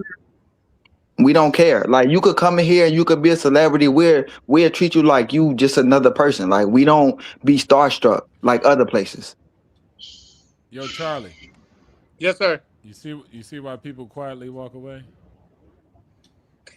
That's a fact. That's a fact. For sure. Oh, hold on. Let me, because we didn't even get to that. Lupe calling me an elder. Who called you an elder? Let me get out of here. It's going on 1 o'clock. Oh, he did. He said Ronan is an elder. All right, Big Gang. Shout out to you. Shout out to you, Big Gang. Appreciate you pulling up, brother. Yeah, I'm a pop. Okay. Ain't nothing wrong with being pop. I ain't mad. I'm a pop and I'm about to be a daddy all over again. Who gives a fuck? You say you finna be a daddy all over again? Yeah. What? Nah, Ronan. Not right now, but I'm gonna pop out. Okay. I'm about to say. Your child and KB can go to school together. I do have D control, brothers. Let's not get twisted. But you do plan on having a kid at your. Yeah, I will plan on having a kid. Yeah, I am. Okay, that's fair. At least 2 or 3 more. Why? Damn. Okay. He gonna leave the door open. Leave that door open. Damn. No, but fellas, in all realness though, I do want to get out this city, bro, because I've been all my life, and you know, Chicago is a beautiful place, and you can make good money, but it ain't nowhere to me. It ain't nowhere to build. You know what I'm saying? Like, we got a lot of corruption here, a lot of problems. We got a lot of like black on black crime and stuff, as far as like the way black brothers and black sisters treat each other, look at each other. And we got some of them same problems in Detroit, New York, Philadelphia, you know what I'm saying? Baltimore, you know, going west over there in LA. And for a lot of us, like I keep saying, the money's here. It's just your piece is not here. Well, sometimes that comes with the territory. That's all I'm You got to saying. fight through it. I don't know Yeah. about that. Yeah, Chicago does have like a lot of opportunities. Especially if you. Yeah, every time you go to the store, you got the opportunity to get shot. No. I don't mean it that way. I mean, if you are a fund administrator, you're an accountant. Chicago is big for accountants. It's the place to be.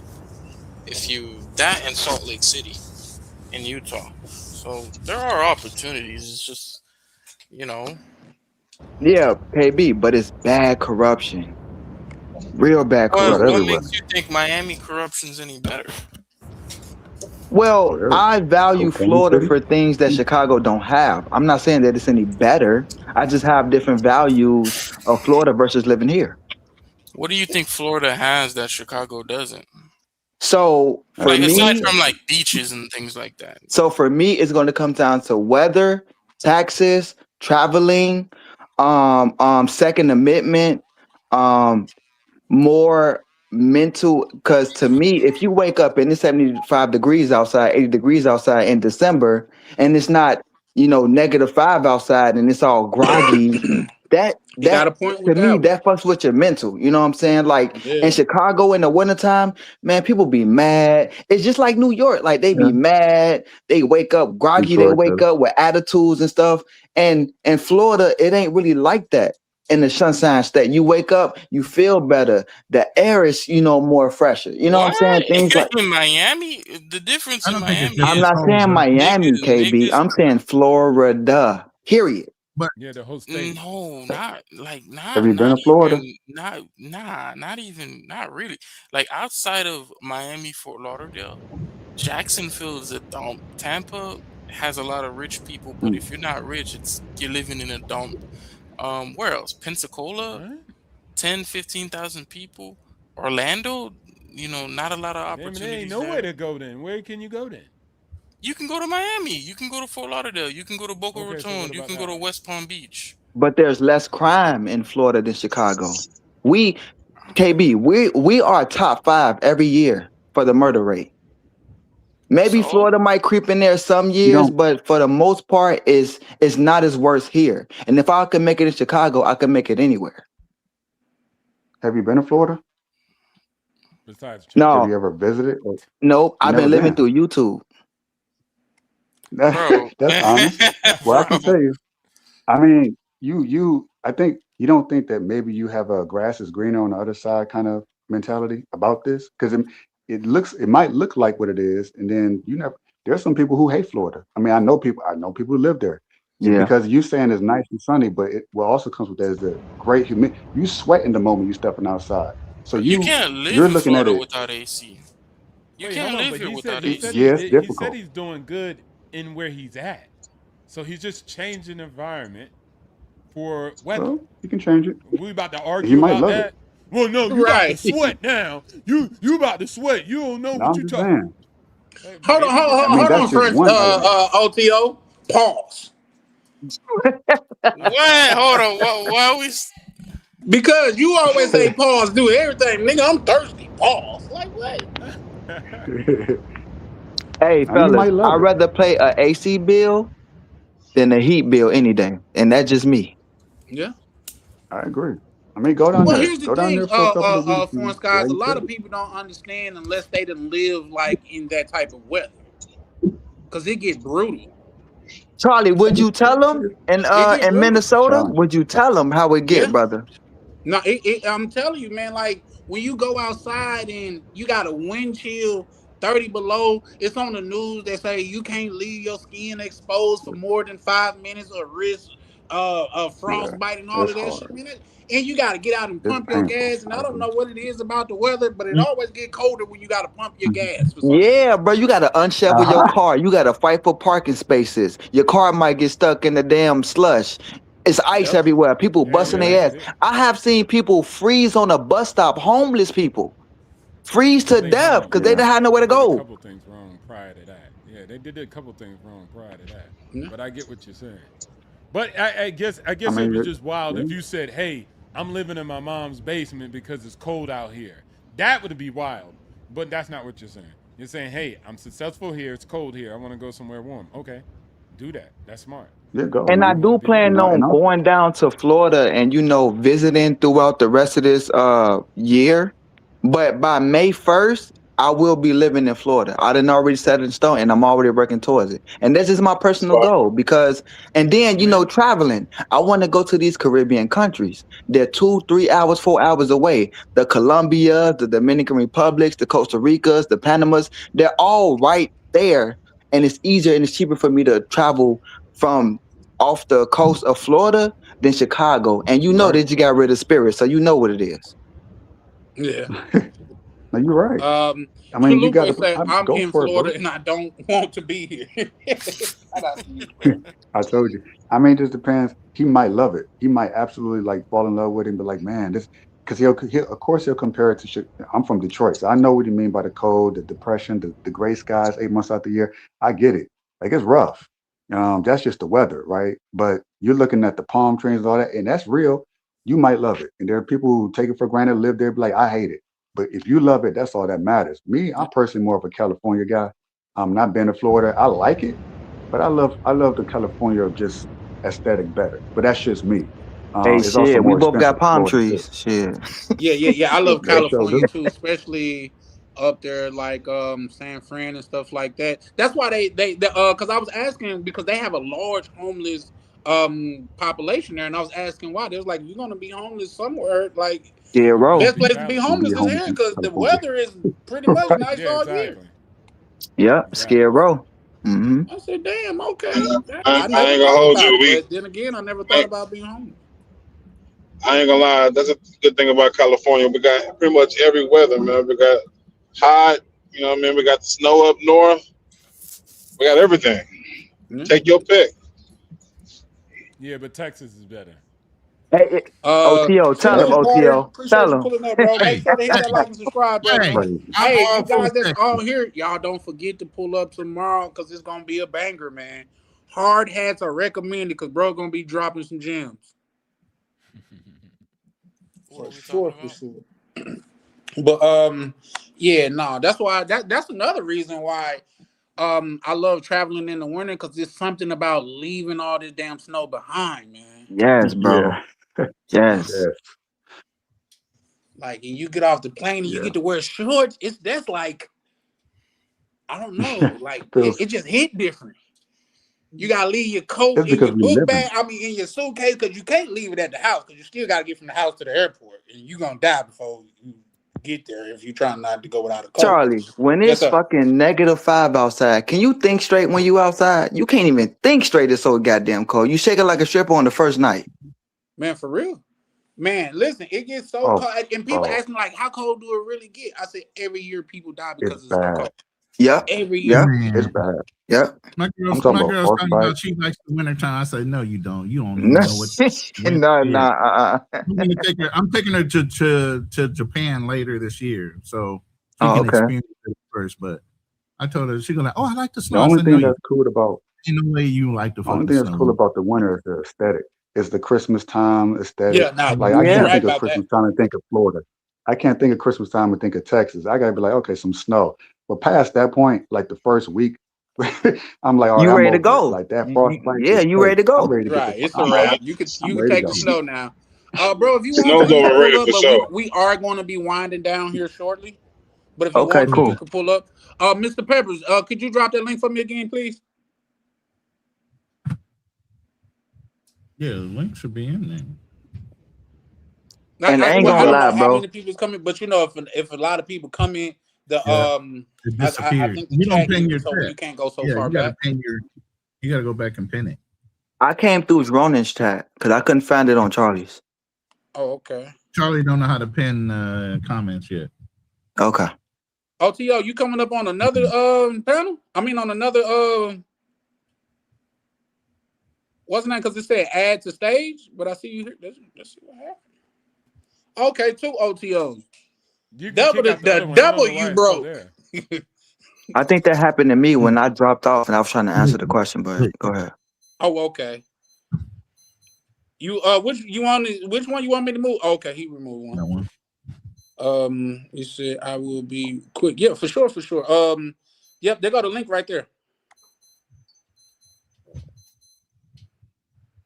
But yeah, nah, guys, and that's another way. That's another reason why I'm quietly walking away, because it get too cold here, man. And they're like, you could Yeah, just go that's it. somewhere else in the United States. Well, I want to save money too, goddamn it. How about that? And I That's think the someplace key, cheaper and warmer at the same time. and I think the key, Wait, because but Miami? I know, Cheaper? Not cheaper. Warmer, yeah, but not anymore. I tell people yeah, to go to Texas, but they don't want y'all down there. Y'all stay away from Texas. man, people Nah, was moving Texas. in I don't droves. think people grasp how big Texas is. Like, you could drive for 3 days and still be in Texas. It's enough land for Oh everybody. my God. You Like, can drive through Texas the is Panhandle huge. part and be in there for 2 days. It's a big. Oh my God, that state is big. I drove through it, and I could not. It felt like it was going on forever. Yeah. Just Hey, oh, is it safe to go? Is it safe to go to Texas? Can we go there? For the most Depending part, on what yeah. part. Depending on, because Depending on what Austin part. is pretty safe. You Houston, close you to the could get city, you down better have bad your there. gun with you. Have your gun with you. That's all I'm saying. Shout out Black Cleaner. Yeah, It's everybody. open Yeah, carry. gun is law down there in Texas. It's open carry. Gun is Just law. make sure you got it. Shout But out that's the thing. to Yeah. Broken Berlin. He just pulled up, and shout out to Black Cleaner. What it do, man? Hey, what's up, y'all? Oh, I was loving the conversation you guys were having, and like I don't know why we're both acting like Chicago and Florida aren't both crazy, but I figured since you guys are winding down, I wanted to pose this question at you guys, and hopefully everyone can answer. If we're just thinking about Black men's mental health and like that's the focus, where do you think the best place or the best community, either in the world or in America, is for us? that's a Like good question. a place where you get peace of mind. You can like where do you think for mental health is the best place for Black men, in your opinion? I'll say first. The first thing that come to my mind is Thailand. If I'm being honest. Why? Thailand. First of all, from somebody who's gone through therapy, if you don't have peace within yourself, it doesn't matter. But it's going to be a case by case basis on what you feel like your peace is going to be. Whatever culture that is that you closely identify with, whether it be Latin America, whether it be an Asian country, you're going to have to pick it because it's your trauma. Whatever you stressing that about, whatever your mental capacity is, whatever it is about you dealing with your trauma, as you're dealing with it, you're going to figure out a place that's going to be perfect for your peace. It's not a one size fit all. Okay. Just because somebody found peace in one country don't mean you're going to find that peace. He had a different motivation than you. Agree. If you had to pick a country, where do you think would be the best place for the culture that helps a Black man's mental health? Like, for I'll example, say Germany. I would say that maybe he wouldn't want to be in a winter country. Like here in Germany wouldn't be a great place because the people of color really do experience winter depression, and a lot of them haven't experienced that before. Therefore, I would say probably in a warm or a beach type setting would be the best place probably for a Black man's mental health. Okay. I found that to be the case for myself, personally. But not everybody likes the beach. I mean, to me, I don't understand it, but some people don't. They don't care for it. I'm just saying, half of these guys can't even swim. No. Wow. That's hilarious. Facts. Sad, But but it's true. Now, what I would add is this is what I'm saying. I'm not a product of my environment. I turn the environment into a product.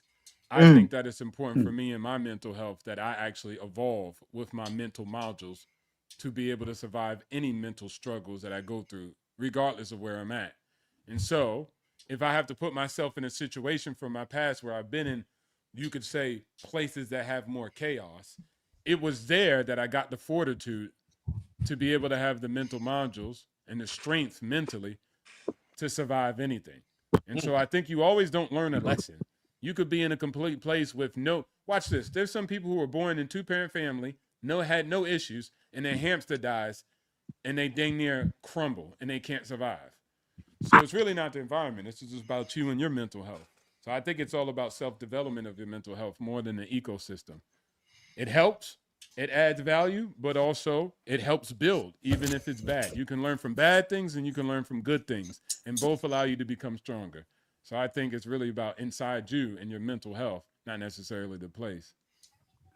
So you saying OTO in a sense seeking out some form of challenge, whether it be working out intensely or doing something that's outside of one's comfort zone, that would improve a man's mental health instead of seeking comfort, which a lot of us have or do try to seek. Yeah, and then also going through the work with yourself. You know yourself the best, and if you don't, that's a problem too. And you need to figure out yourself and more about yourself. I say one thing that people would call it a vulnerability, but it's just me being transparent.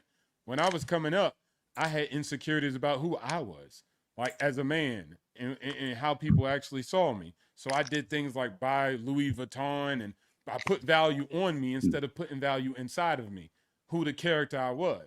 So I try to wear it through clothes. You get me? So I had to know that about myself and then realize I was doing that and figure out how to put quality inside of me. And then it became later when I actually built myself up. Then I was like, bro, I asked for discounts. I didn't care because I knew who I was. I knew the value that I had. I built and I created it. So those insecurities that I had were no longer of an issue. So you get what I'm saying? It was all internal work that I had to do that helped myself become more strong. Hey man, that was a really great point, because it was like I remember when we was kids and we would try to go to the Korean store and get those no limit record necklaces and shit. And my papa was like, "Why are you wearing this?" And I was like, "What is that?" Hey man, them shits was turning our necks green like in 3 days. It was so fucked up. But damn, he like broke it down. He's like, so he's like, what are you trying to be? What are you trying to show? What are you trying? Like, he's like, is that you? And I was like, no. He's like, did you go through that? And I was like, no. And he's like, so why are you putting that image out of that's who you are? Like, I know who you are. I know what you've gone through. You've gone through fucked up shit, but you didn't go through that. So why are you cosplaying that? Tell your story. And I've always kind of lived that ever since. Be an individual, so to speak, right? All right. Good night, guys. I'm gonna head out. Peace. All right. Build out to care. All right, KB. For sure. All right, KB. You have a good one, man. Nighty night. Hold up. So Does Felipe have like a YouTube channel, or he's trying to get started on YouTube? Why you say that? He said, why you say that? Oh no, I just love his perspective when he was on. So Oh, he's an attorney, bro. He don't have time for YouTube. He does. He comes up on my panel stuff. It's like my family, but yeah, he's a full-blooded attorney, and he comes up and chops it up with us every once in a while. Did you say a full-blooded attorney? Full-blooded attorney. No, I mean he'd be working late hours on the show with us, like while he's his mama attorney, his daddy attorney. As opposed to half-blooded attorneys, Yeah, as opposed to half-blooded. Yeah. But yeah, like I enjoyed him on the panel, and I'm 1/3 attorney. Man, y'all made him look crazy, on the panel the other day. Who was the? I just want to see somebody come out and say I'm a half-blooded attorney now. Oh, they call them sidewalk attorneys. Hood attorneys. What's the man's name who asked that last question? That was KB that asked. Who just about KB? Yeah. So just real quick, I mean, for me, the answer is simple, but it's hard. It's for me, seeking God is what gave me that community that I was looking for, and from that, those who are also of the same mindset, I was able to connect with. So that was the one thing I would avoid. I go everywhere else into everything else, where there's women, porn, traveling, money, career, but all that stuff was cool, but it was still something like, okay, that's that inner work that Ronan was talking about.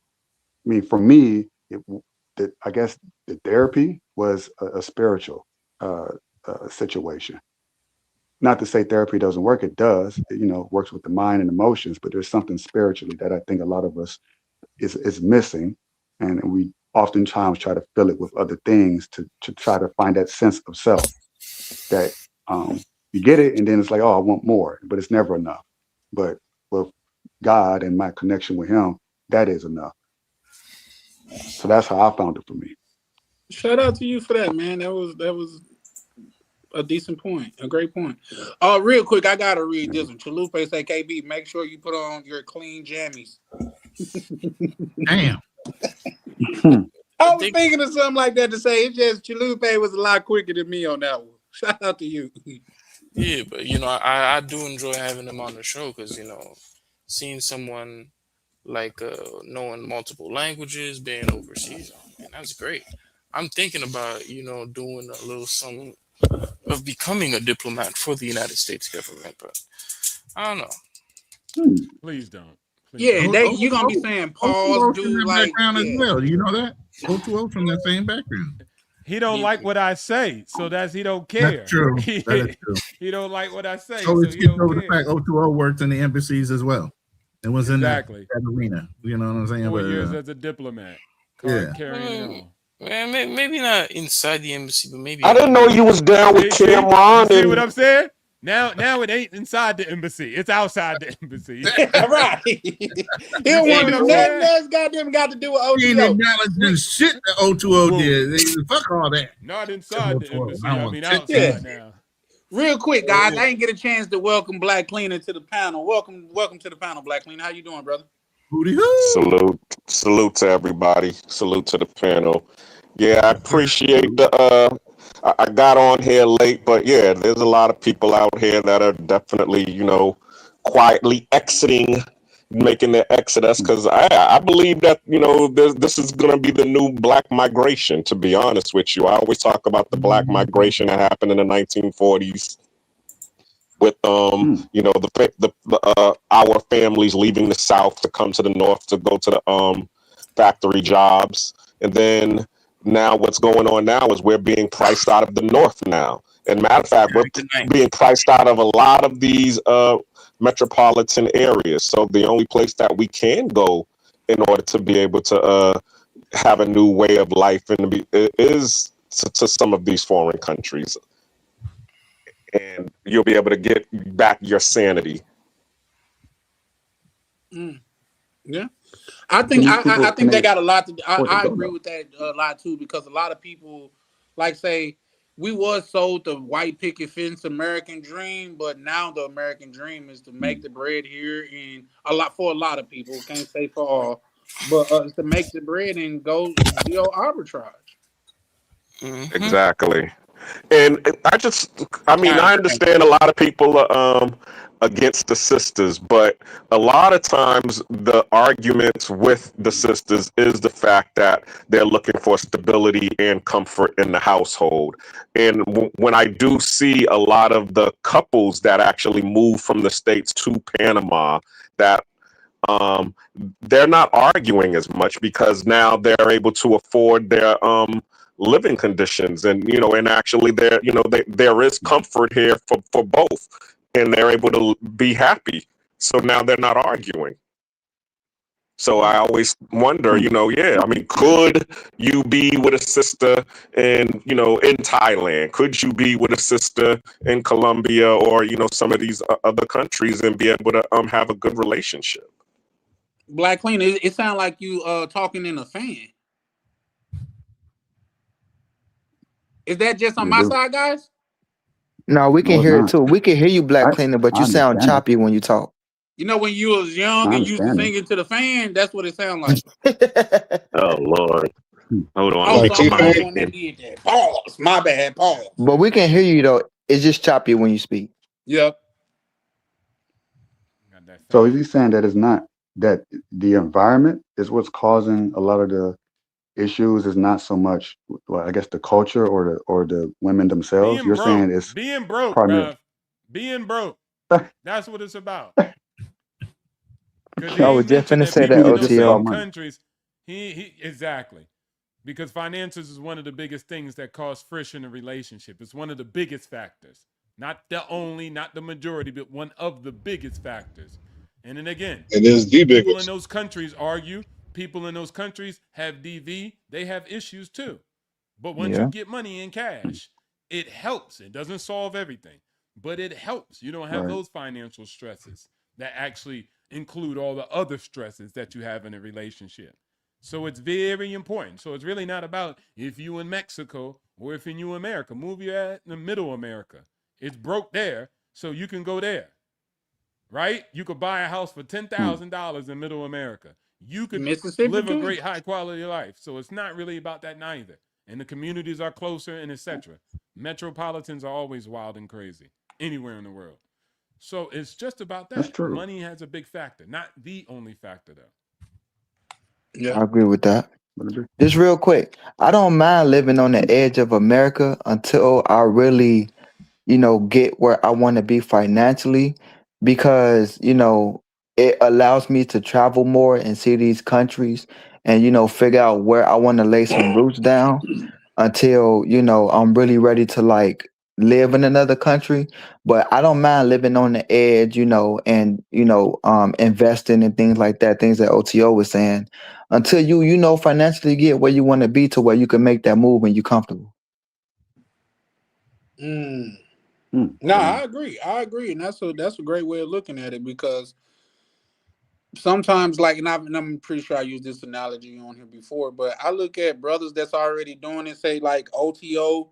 I look at it as like, say, when you was in kindergarten going to school and it's recess time. Like the kids that get to go out to recess, they did their homework. They did what they was supposed to do, and you got to sit in class and do your homework because you ain't do it when you was supposed to do it. So now you get to watch them have fun while you do the work you should have did.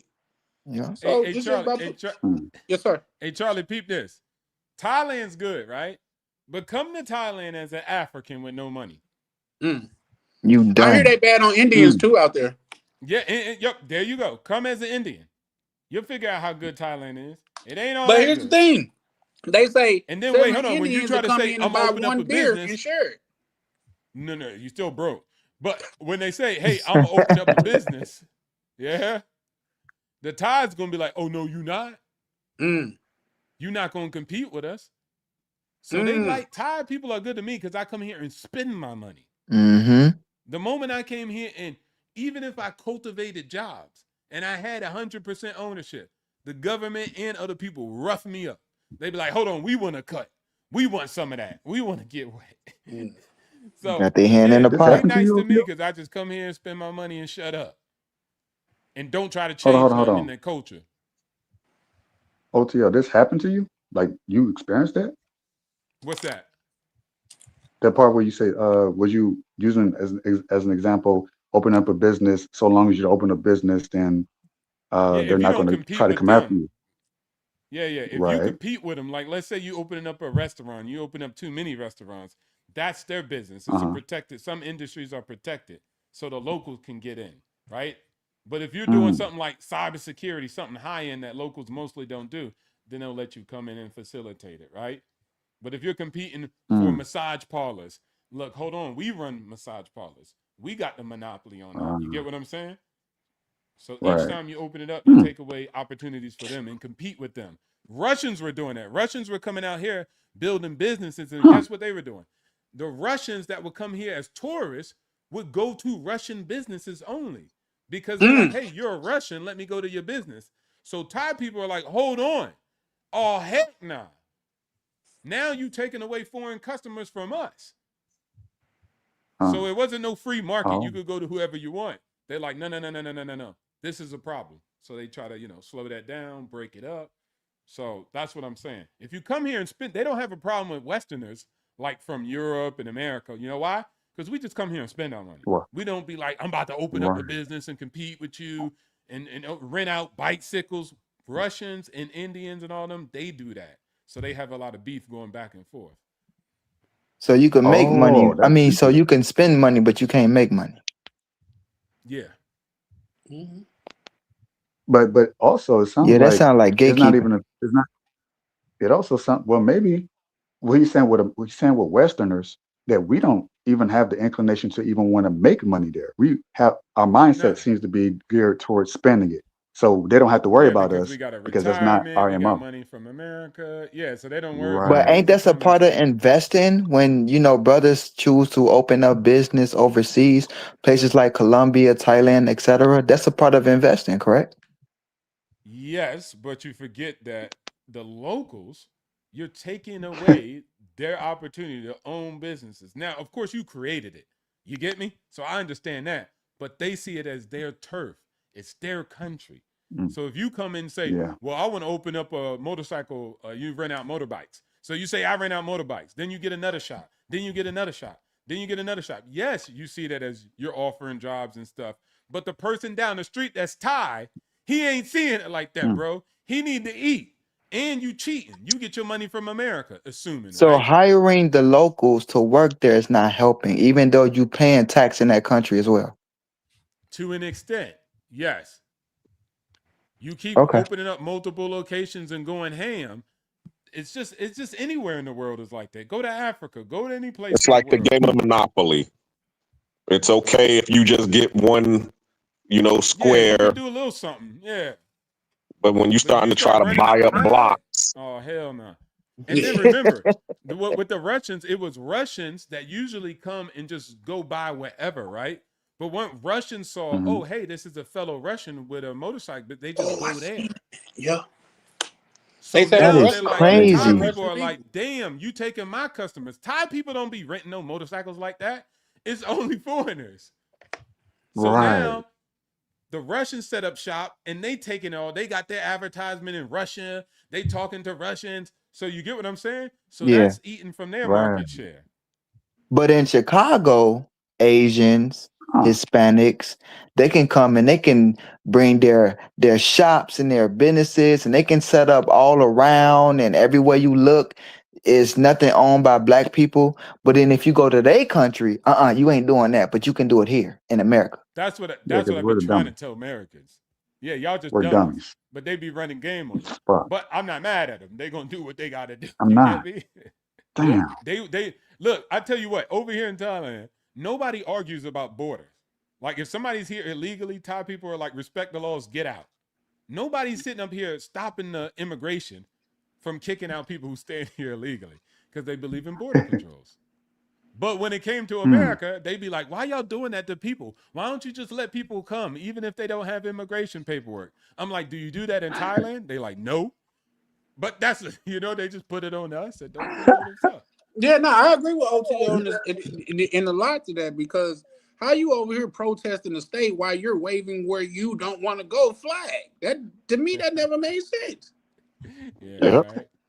and then on That's top, what they do. We are. It's a game. and then on top of that, what he was just saying, you're undocumented. Like I was watching, what's his name, O'Shea Duke Jackson, and he was talking about some dude who was Nigerian in South Africa, and he's Oh, over there yeah. saying, "Oh, I've been there for 10, 15 years." He's like, "You've been there for 10, 15 years undocumented, and you're over here saying how wrong they are." See, that's the problem. Yeah, when we go places, we follow the rules. We respect the borders. If it's time for us to go, like right now, it's time for me to make a border run. I gotta make the border run. I'm not gonna sit here and overstay, and if they came kicking in the door and get mad, like, "Oh, this ain't fair. Y'all ain't supposed to be doing this to me." I provide, I provide to y'all. Money to your economy. No, I don't do that. I leave and then I come back. Why can't No, they you know do what, that? Black Cleaner, they gonna stop in their track. They be like, "You right, bro. This not right. We're gonna go and leave. We came out here for nothing. You right." What was it called? Bro, there was shout out to you, Black Cleaner. There was one in South Africa. It was June the 30th. There was some Zulus walking around like they was, and I'm not even joking on them. That's what they was doing. They had sticks and everything. And they was telling other Africans, like, if y'all don't leave on June the 30th, they was saying, I smell blood. I smell blood. So it didn't matter if you had paperwork or didn't. Other South Africans who weren't supporting that, they was telling other Africans from Zimbabwe and they was like, yo, y'all better get out of here. Because come June 30, they gonna mess you up. Them people, I can't say what they said, but they had a whole video. So it was like 10,000 Africans at a checkpoint trying to get out of the country. Like, so they wasn't even being arrested, bro. These were citizens like, yo, we gonna come. You better not be here. Let's just say that. So I tell y'all, I never knew nothing South nice. Africa, because I have always wanted to go to South Africa, but all this stuff that's been coming out lately of the deportations and the way, I never knew South Africa was that dangerous for real. No, it's not to us. Yeah, it's not to us if you're American. But also, they were telling Americans, the embassy sent out an alert. Don't go outside during this date, because you might get caught up somebody might think you look like a Nigerian, and you out here. Throw a rock and hit you in the head. Damn, over mistaken identity. Yeah. They was not looking at papers. You could show them paperwork. No, I'm with the embassy. You're gonna be Boom, holding it your was head, crack. bro. I'm American, man. Hey, nah, that ain't funny. That's some real shit though. But damn. That's crazy. They don't That's play, messed man. up, They do bro. not play. Yeah. One dude went in the hospital and there was people there getting help. You get what I'm saying? They were getting like medical help. And the guy stood up and said, if you not South African, get out. And then I like heard they that was one. I taking saw that people. one before. Yeah. Yeah. They don't play, That's man. crazy. That's crazy. Like they don't play. And the South Africans, even that's not all South Africans. Don't get it twisted. But the ones they don't put themselves in front of ICE agents. They don't do that. They just be like, hey man, you better get out of here. Like they don't. They be like, hey, look, I like you, I support you, but you better get out. You better skedaddle. Yeah, that's American with that fantasy because you know what? Now that I'm thinking about it, they had a thing going on. Like I think it was like a couple years ago to where like somebody are breaking your stuff or a homeless person or just move in on your land. They'd be like, it's just property. That life is more important than that property. Like, but what about the life that worked to acquire the property though? Yeah. The Philippines is real like thing that. here. What you mean? The Philippines is like that. If you bought land and you didn't immediately build on it or have a wall built around it, literally a wall, gated out. Yeah. If you had With some squatters, glass put at the top, Vernon, broken glass. a cahibo is one of those like bamboo huts and shit. Somebody could just come on your land, set up a cahibo, and basically live there. And then they're squatters, right? So squatters have rights, right? You got to evict them. You go to court to evict them, and even if you win, they're like, okay, well, how much are you going to pay them to get them off your land? Even though they lost, you got to pay to get them off because the judge is more concerned about where they're going to go after they leave your land than the fact that they're living on your land illegally. Yeah. Right now, there's an Airbnb, really nice Airbnb. I guess the owners live in America, and it's kind of abandoned. And I guess the Airbnb manager wasn't managing it well because I was looking to try to get a long-term lease there. And they were like, oh, there's about 4 families squatting in that fucking house right now. Damn. What you Just gonna move do? in and stay. That's Because crazy. they're in America. They can't even watch the place. They're in America. And I guess they don't have any family here to watch the property they invested and built in the Philippines. So now they just got squatters in the house, and it's like, well, I was about to say, well, I was going to put a permanent lease on it. Nah, we can't get nobody out, and the owners in America. It's pretty much abandoned. I'm like, fuck that. I'm not dealing with that shit. Hey, Charlie Chan, but I know you winding down, so I'm gonna hop off. I just want to say this. So yeah, I'm working on everything in my life. I'm trying to figure out how to trade my time. Well, how to have more time to travel instead of trading it for money. I'm not well traveled yet. Only been out the country 2 times. A lot of some of my opinions come through because I watch a lot of YouTube. I watch a lot of traveling channels. A lot of different brothers give their opinions, and when they speak about a country and they have similar opinions about it because they physically been there. To me, it got to be true. Not saying that that's going to be my experience because I haven't been there yet. But to me, if so many brothers have said the same thing about a country, something must be true about it. So, just working on how to free up more time so I can travel and see more of the world. And, like I was telling OTO earlier, investing my money, trying to learn how to, get my financials to where I want them and continue to have my peace in life. So I'm working on that. And once again, I appreciate being on the panel. I appreciate all of y'all. Appreciate the wisdom. Charlie Chan, once again, welcome back to the consistency. We love to see it.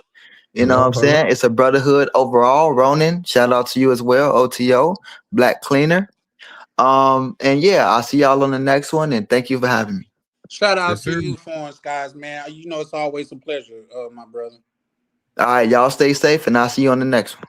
Absolutely. All right, now. Also, too, I also want to tell Foreign Skies, like, say, I know he said he just been places like out of the country twice. There's men that's twice his age that haven't been out of the country once. Once. So a million-mile journey started with your first step, man. So shout out to you for that. Because some people get analysis paralysis. They just get stuck watching YouTube. You know what I mean? Right. So, yeah. In fact, I think most of them are like that. Most of them who watch those, I mean, listen, I get it. Everyone's trying to make money, you know, travel content. But what's that called? Living vicariously through people.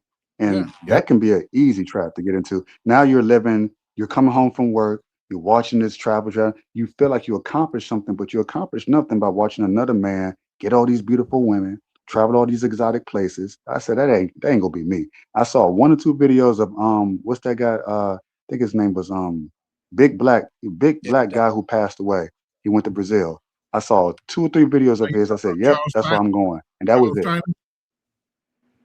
I think it was Charles or something like that. Charles Tyler. Tyler. He wanted the OGs yeah. in space. Man, that was what got me to Brazil. But I didn't watch. He has a whole channel, hundreds of videos. But no, I'm not sitting there. It took work. And I feel like a lot of men, they replace work, putting in the work to get there. I went through a lot to get to Brazil. And there's money you have to make. There's things you have to do, sacrifices you have to, and I understand why a lot of men would say, you know what? I feel like I'm in Brazil by watching this video. But at the same time, you're never going to feel like you accomplish anything by doing that. So I salute him for having been someplace 2 times outside the country, because it is an endeavor. It is not easy. Flights, planes, tickets, passports, money, trying to improvise while you're there. You plan everything, but sometimes plans don't go as planned.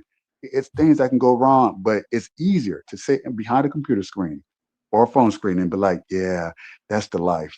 And then turn around, turn off the computer and go back to work the next day and repeat it all over again like Groundhog's Day. And I think that's what most men go through. So a lot of men who complain about traveling, they want to do this and that, they're not really about that action, because it takes a lot of motion. You have to put in a lot of work. You got to take risks. So salute to him. And Mello said something too. Well, both of you guys said something that made me really think. Guys, if y'all looking for a perfect trip, I can't say it's never happened for me, bro. I've not been on one trip where everything went off perfectly. You gotta improvise, man. Sometimes you're not gonna be able to get in your Airbnb. Sometimes the Airbnb gonna be shit. Sometimes what happened to me when I got to Brazil, he waited till my boots was on the ground and switched my Airbnb. You see what I'm saying? So it's not gonna go perfect, but just know that come with the territory. The thing that comes with it is being able to be adaptable. Yeah, let the games begin. Yeah, for sure. Just be adaptable. I've seen a lot of beautiful Airbnbs until you look at that walk up and you're like, what the fuck? Oh hell, you got Molly say, Charles, you barely traveled though. Well, this is the first year I haven't traveled a lot, because I average 3 to 6 trips a year. Damn. But once again, yeah, I'm gonna be back on it, man. I'm glad you're watching though. I'll be back on it, I promise. That's my promise to you. I would definitely be back on it, but that's not a lie observation. I haven't traveled as much this year, for sure. I had to figure out what was more to me, because the extra money that I'm spending on this apartment. Go ahead. No, the key point of that was this year. He hasn't traveled a lot this year. Not that he hasn't traveled. Yeah, but there's some people in the space bounds way more than anybody else. Right, but there's some people like for his standard that haven't traveled at all, but got all kind of comments and never stepped out of the country, barely even got a passport. Yeah, that's the majority. That's actually the audience too. Like those travel content creators, including Charlie. I feel like it's mostly those guys. Like those are the ones who are usually the supporters, because the ones who are actually doing it, they don't really have a whole lot of time. They're doing it. They're experiencing it. They're living that thing that you're showing on YouTube. Really getting to it though. Who is it? The brother Lloyd, he's really getting to it. There's a couple brothers that's and he's just not even Pab. He getting to it. You wake up. You'll catch one of his screen one day he in China, the next day he in Africa or something. I'm being facetious, but bro, be moving. How they say, let's be real. A lot of dudes in this space don't even travel. Well, here's the thing. If I'm keeping it a buck, I've always been traveling around the United States. You know what I mean? Like before this passport thing, before I even had a passport, I was always traveling around the United States. But in order for, like, say, shout out to Ronan. That's why when they were talking about the seeing chick or whatever, anybody that's goddamn it don't rock with Ronan from the DR or even this Ronan, I don't rock with you because bro dropped so much information. He pretty much gave me a free guide of how to move around the DR on YouTube. I would just come home and that's my first couple Airbnbs was ones that he recommended. Damn. So yeah, Okay. for sure. Now, I recommend people before you go out of the country and you begging to get there and get back, stay back and get your cash up, man. There's nothing wrong to aspire to travel and be in the space and get used to it or get inspired by the brothers over here. You know what I mean? So yeah, there's that. Yeah, that's easier said than done. People have to figure out how to make money remotely. Do you have a good enough job to even support such a thing? I mean, I think there's a reason why 2%, like Ronan showed in that infographic, why so few travel. Like it's not. I don't believe it's not because people don't want to, because they can't afford to do it.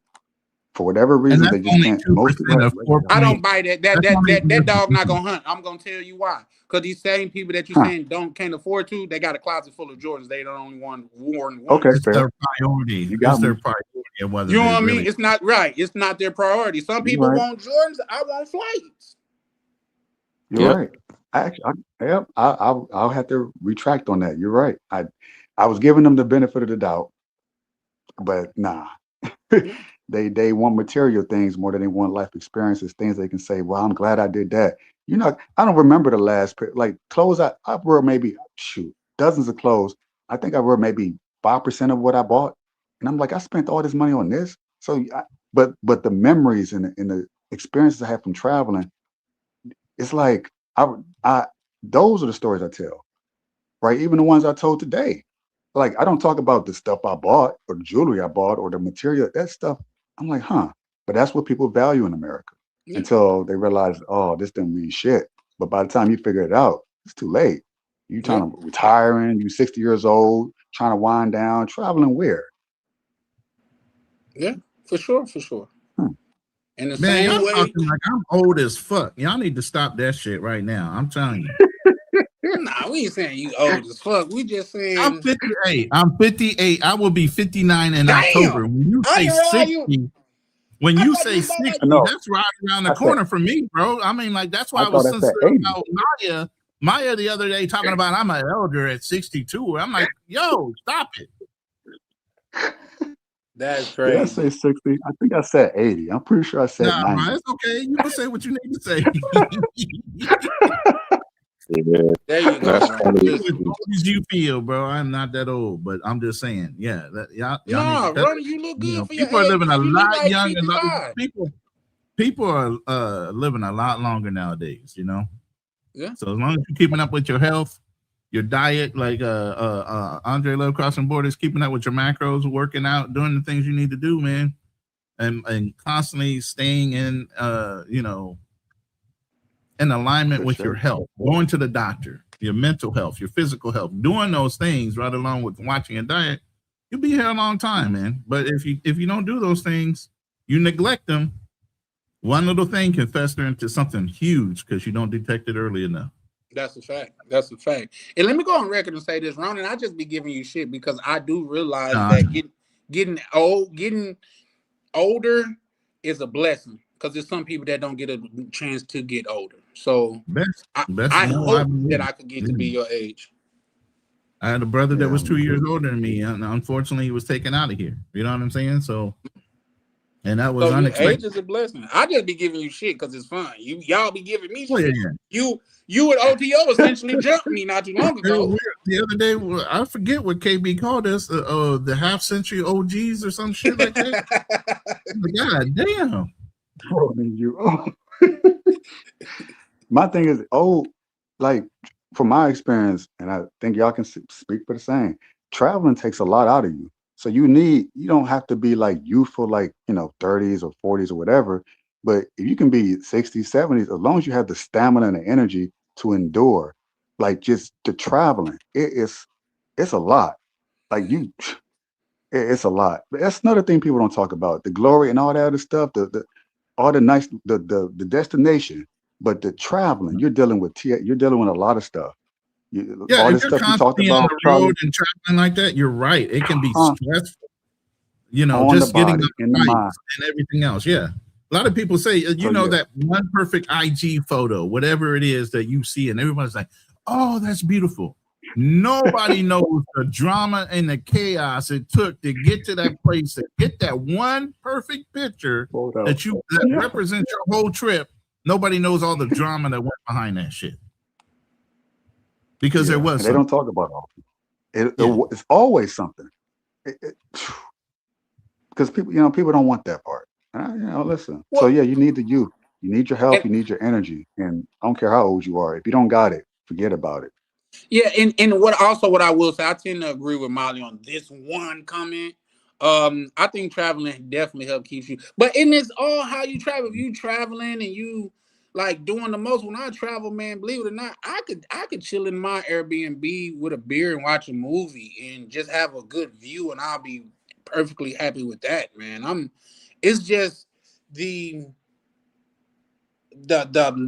atmosphere for me. You know what I mean? It's the air for me. It's the environment for me. You know what I mean? So I don't have to be out doing, like, say, when we was in Brazil, we went to the favelas and the Christ Redeemer the same day. I was like, guys, I think I'm ready to go take a nap after walking through the favela all day, man. I didn't learn the powers of naps at this age, man. So they're like, no, bro, we already out. I need a nap. Say that again? You said I need a nap. Okay, I'm the only one that take naps too. I guess pause, right? Nah, that's you ain't get the pause over here. I'm just saying, you took a nap. Yeah. Yep. Okay. Y'all don't take naps. I'm the only one that take naps. Nah, my girl, when we was going to every place, we went to Jamaica. We went to, even when she came to visit me here in not Panama, in Atlanta, when she came to visit me. That's the one thing that she did, because she already knew that we was gonna go to the club that night or go to some bar that night. So the one thing she would always do, let me take a nap before we continue. So yeah, it happens. We ain't young no more. We ain't spring chickens anymore. Speak for yourself. I'm young as hell. Yeah, for sure. Right. Well, no, I'm saying it's what you do. Like, say, me, I don't have to go out and be in the clubs and stuff out of the country. Have I done that? Yes, but that's not my aim. You know what I mean? Like, I like I done walked the favelas for like 2 hours. Not the favelas. I done walked around the Malecon for like 2 hours, man, by myself. I was just fine. You know what I mean? So I'm saying people enjoy their different things. Some people want to mess with chick after chick after chick after chick after chick. Some people want to go there and they want to chick around them 24/7 until they leave. I'm just not that guy. That's all I'm saying. That means you got they want different flavors from different countries. That means you got 24-hour eyeballs on this chick, especially if you don't know her. Now, if you got your own circle because you've been there over and over and over again, and you got a whole circumference of people that are looking forward to you getting into town, that's different. But just to have somebody random in your place that you don't know and you got to keep one eye open all the time, when is she trying to fleece you while you sleep? Come on now. How's that relaxing? Right. Y'all want to know things that stick out of my head from traveling is when I met Navi at the rooftop at the little duck off Airbnb spot. We had rooftop pool at the top, having beer, just drinking, everybody just drinking, talking about what they done came from and stuff like that. That's something I'm gonna always remember. When I met Mr. Peppers at the same hotel and we up there having beer, having cigars, I'm gonna always remember that. The chicks that I dealt with during that time, I don't even remember their face. Wow. It's just different. That's real talk, though. The memories are more than the situation with people. Interaction with people is valuable. Yeah, Mello say, fuck them clubs. Yeah, that's how I'm feeling now. I've been to a couple spots out there, but it's not just Mando for me. Cause a couple of those, like even when I went to Brazil, Ryan them hit me up the day that we went to the developers and the Christ Redeemer. They wouldn't got together, got dressed, and goddamn it went out. So now I'm gonna sit this one out, guys. I sat in my Airbnb and watched a movie and had a drink. You know what I mean? I'm cool. Like I don't need all that excitement. You know what I mean? So it's just different. But you've done that though. You've also been there, done that. You've done it before. Exactly. So you'll be repeating a lot of experiences that you've already had that I'm sure at the time you enjoyed, but now that you get older, you've done it so many times. It's like, okay, I don't need that stimulation anymore. Me personally, I'm still in that phase. Personal growth. That's what people should I'm be still doing. in my clubbing phase. That's what men You should say be you doing. still in your clubbing phase. But not club, more like lounging, not like club See, but a hard lounge in clubbing. the club is different though. Like I said, They are different. You're right. I know y'all know Jay Abroad. He recommended a cigar spot out there, rooftop cigar spot. Man, I went out there. He was out there, man. Had a good word with him, man. Bro, real life, cool in real life. Because I was like, I seen you, but I ain't want to. He's like, bro, you must really don't watch my channel. I said, why you say that? It's like, cause I'm kicked back. I'm really like just chill. I said, yeah, I know, but a lot of people is not the same people that they portray online. You know what I mean? So I just didn't want to invade your space, man. So yeah, but he was super cool, man. Like, and it was nothing but us Black American brothers on the roof smoking cigars, just kicking it, bro. So I guess it's That's just what life different. is about. Yeah, That's what I'm life talking is about, and there was some well-to-do brothers up there. There's a dude out there say he had like 5 rental properties out there. He had businesses and things going on, and we just sharing the cigar. We don't know each other from Adam, not like we passing cigars back and forth, but he got his cigar, I got mine, and we just drinking and kicking it, man. So yeah, Because y'all have a lot in common. Y'all in the same space. Y'all have similar experiences, and y'all just, that's the life. To me, I'm trying to do more of that. I tell you, as soon as I walked up there, man, as soon as I walked in the rooftop joint, I stepped foot in there, and somebody said, "Welcome, brother." I said, "Oh hell yeah, I'm right where I need to be." It's just different. But anybody want to say any words before we get up out of here? Listen, I do want to say some words. Y'all gonna have to tune in tomorrow, man. It's gonna go crazy. But anybody, you guys got any anything, guys? You What want time are y'all going live? I'm going live at 8 tomorrow. I went live at 8:30 today. 8 Eastern. CST. Okay. Oh shit. Central Standard. So that's 7:30. I'm on 7 o'clock. Yeah. Okay. 7 o'clock. Yeah. Okay. It's gonna go crazy. But what you were saying, Black Cleaner? Well, I'll be going live Monday. So check me out at the Black Cleaner channel. Since it's the first of the month. Shout out to all us landlords out here. Y'all know what time it is. So I'll be doing a money mindset Monday. We're gonna be talking about real estate hacks. So I hope to see 020 on there. Since he likes to talk about house hacking. I got another investor who's going to be coming on there talking about the BRRRR method.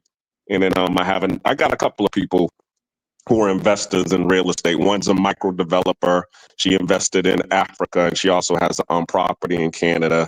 And then I got a sister, actually my cousin, who actually owns property, and she's going to talk about the conventional method. So I'm trying to get everybody who is at their specialty to be able to say something and share their story so that people can get some gems on if they're trying to get into real estate, what they'll be able to talk to some people that's actually done it. That's a fact. Shout out to you for that. And with that being said, I like the way that the space is moving, at least our part of the internet, because shout out to POV. He just did a video, I think that was yesterday, and he was interviewing a business owner and talking about property and stuff like that. I think that's the natural progression of things. That's us evolving over here. It's not all about box. So shout out to this side of the internet. My good brother Ronnie, you want to say anything before we close out? No, you good, bro. This is your show. Yeah. But I've always shared at the end, like, anybody you got something going on you want to talk about, it's all love. I mean, we do, but it's about an hour off of your show, so you'll just start cooking when we come on. So You know, I don't like bumping heads, and all we're going to be talking about is not to downplay it. The mom that came home and the little girl that had the boy in the house that was yeah. About that. I definitely got some thoughts, and that's tomorrow too. That's tomorrow too at 9 Central Standard Time. Okay, that's what's up. About an hour after you get started. Okay, that's what's up for sure.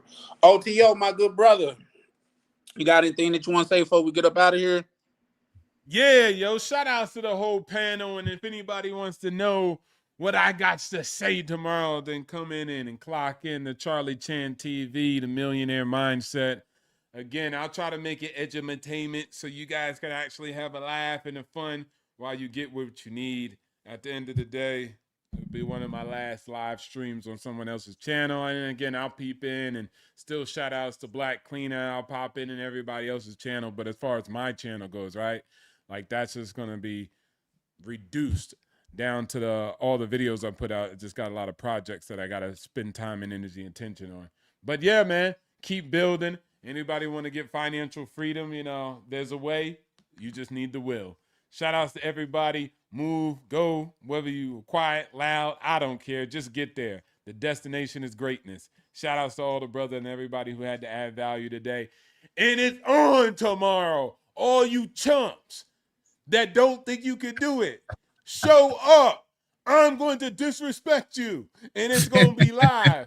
Come with the heat, the rich versus the poor. But shout out to those who also want to change their life. The rich versus the poor is diabolical, bro.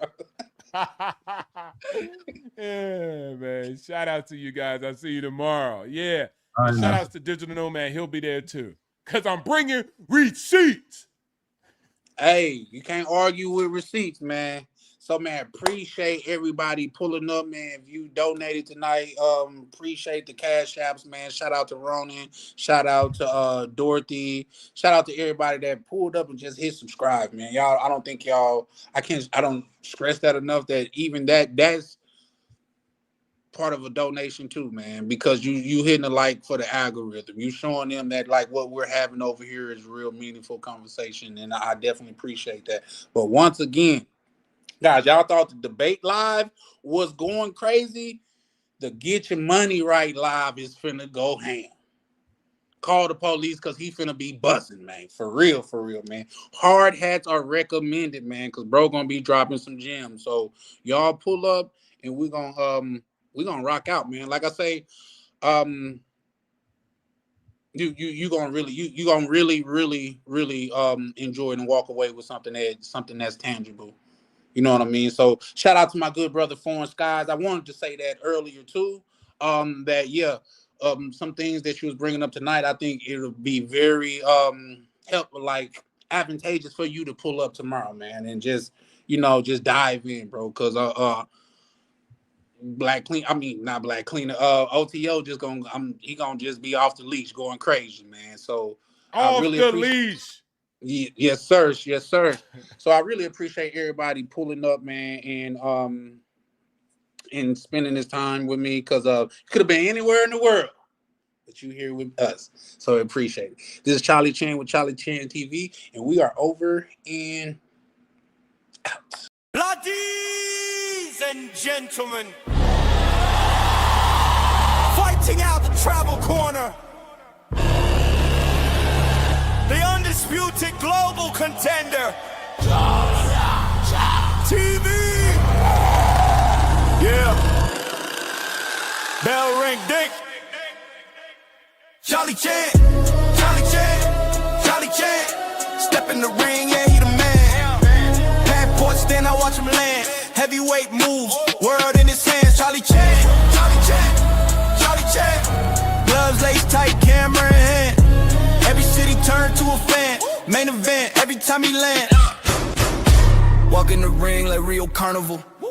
Brazil nights, feel unstoppable. Boca Chica sand, tactical. Blue mall drip, fashionable. Moxie vibes, traveler excellence. Yacht life, waves that presence. Design of breakfast, elegance. Camera steady, intelligence. Mr. Flight still made it, turn setbacks into greatness. Every yell built patience, now the arena shaking. He don't throw punches, he throw punches. Left hook angles, for this. Right hook at his dominance. Heavyweight grind, no nonsense. Charlie Chan, Charlie Chan, Charlie Chan, Charlie Chan. Step in the rain, yeah, he the man.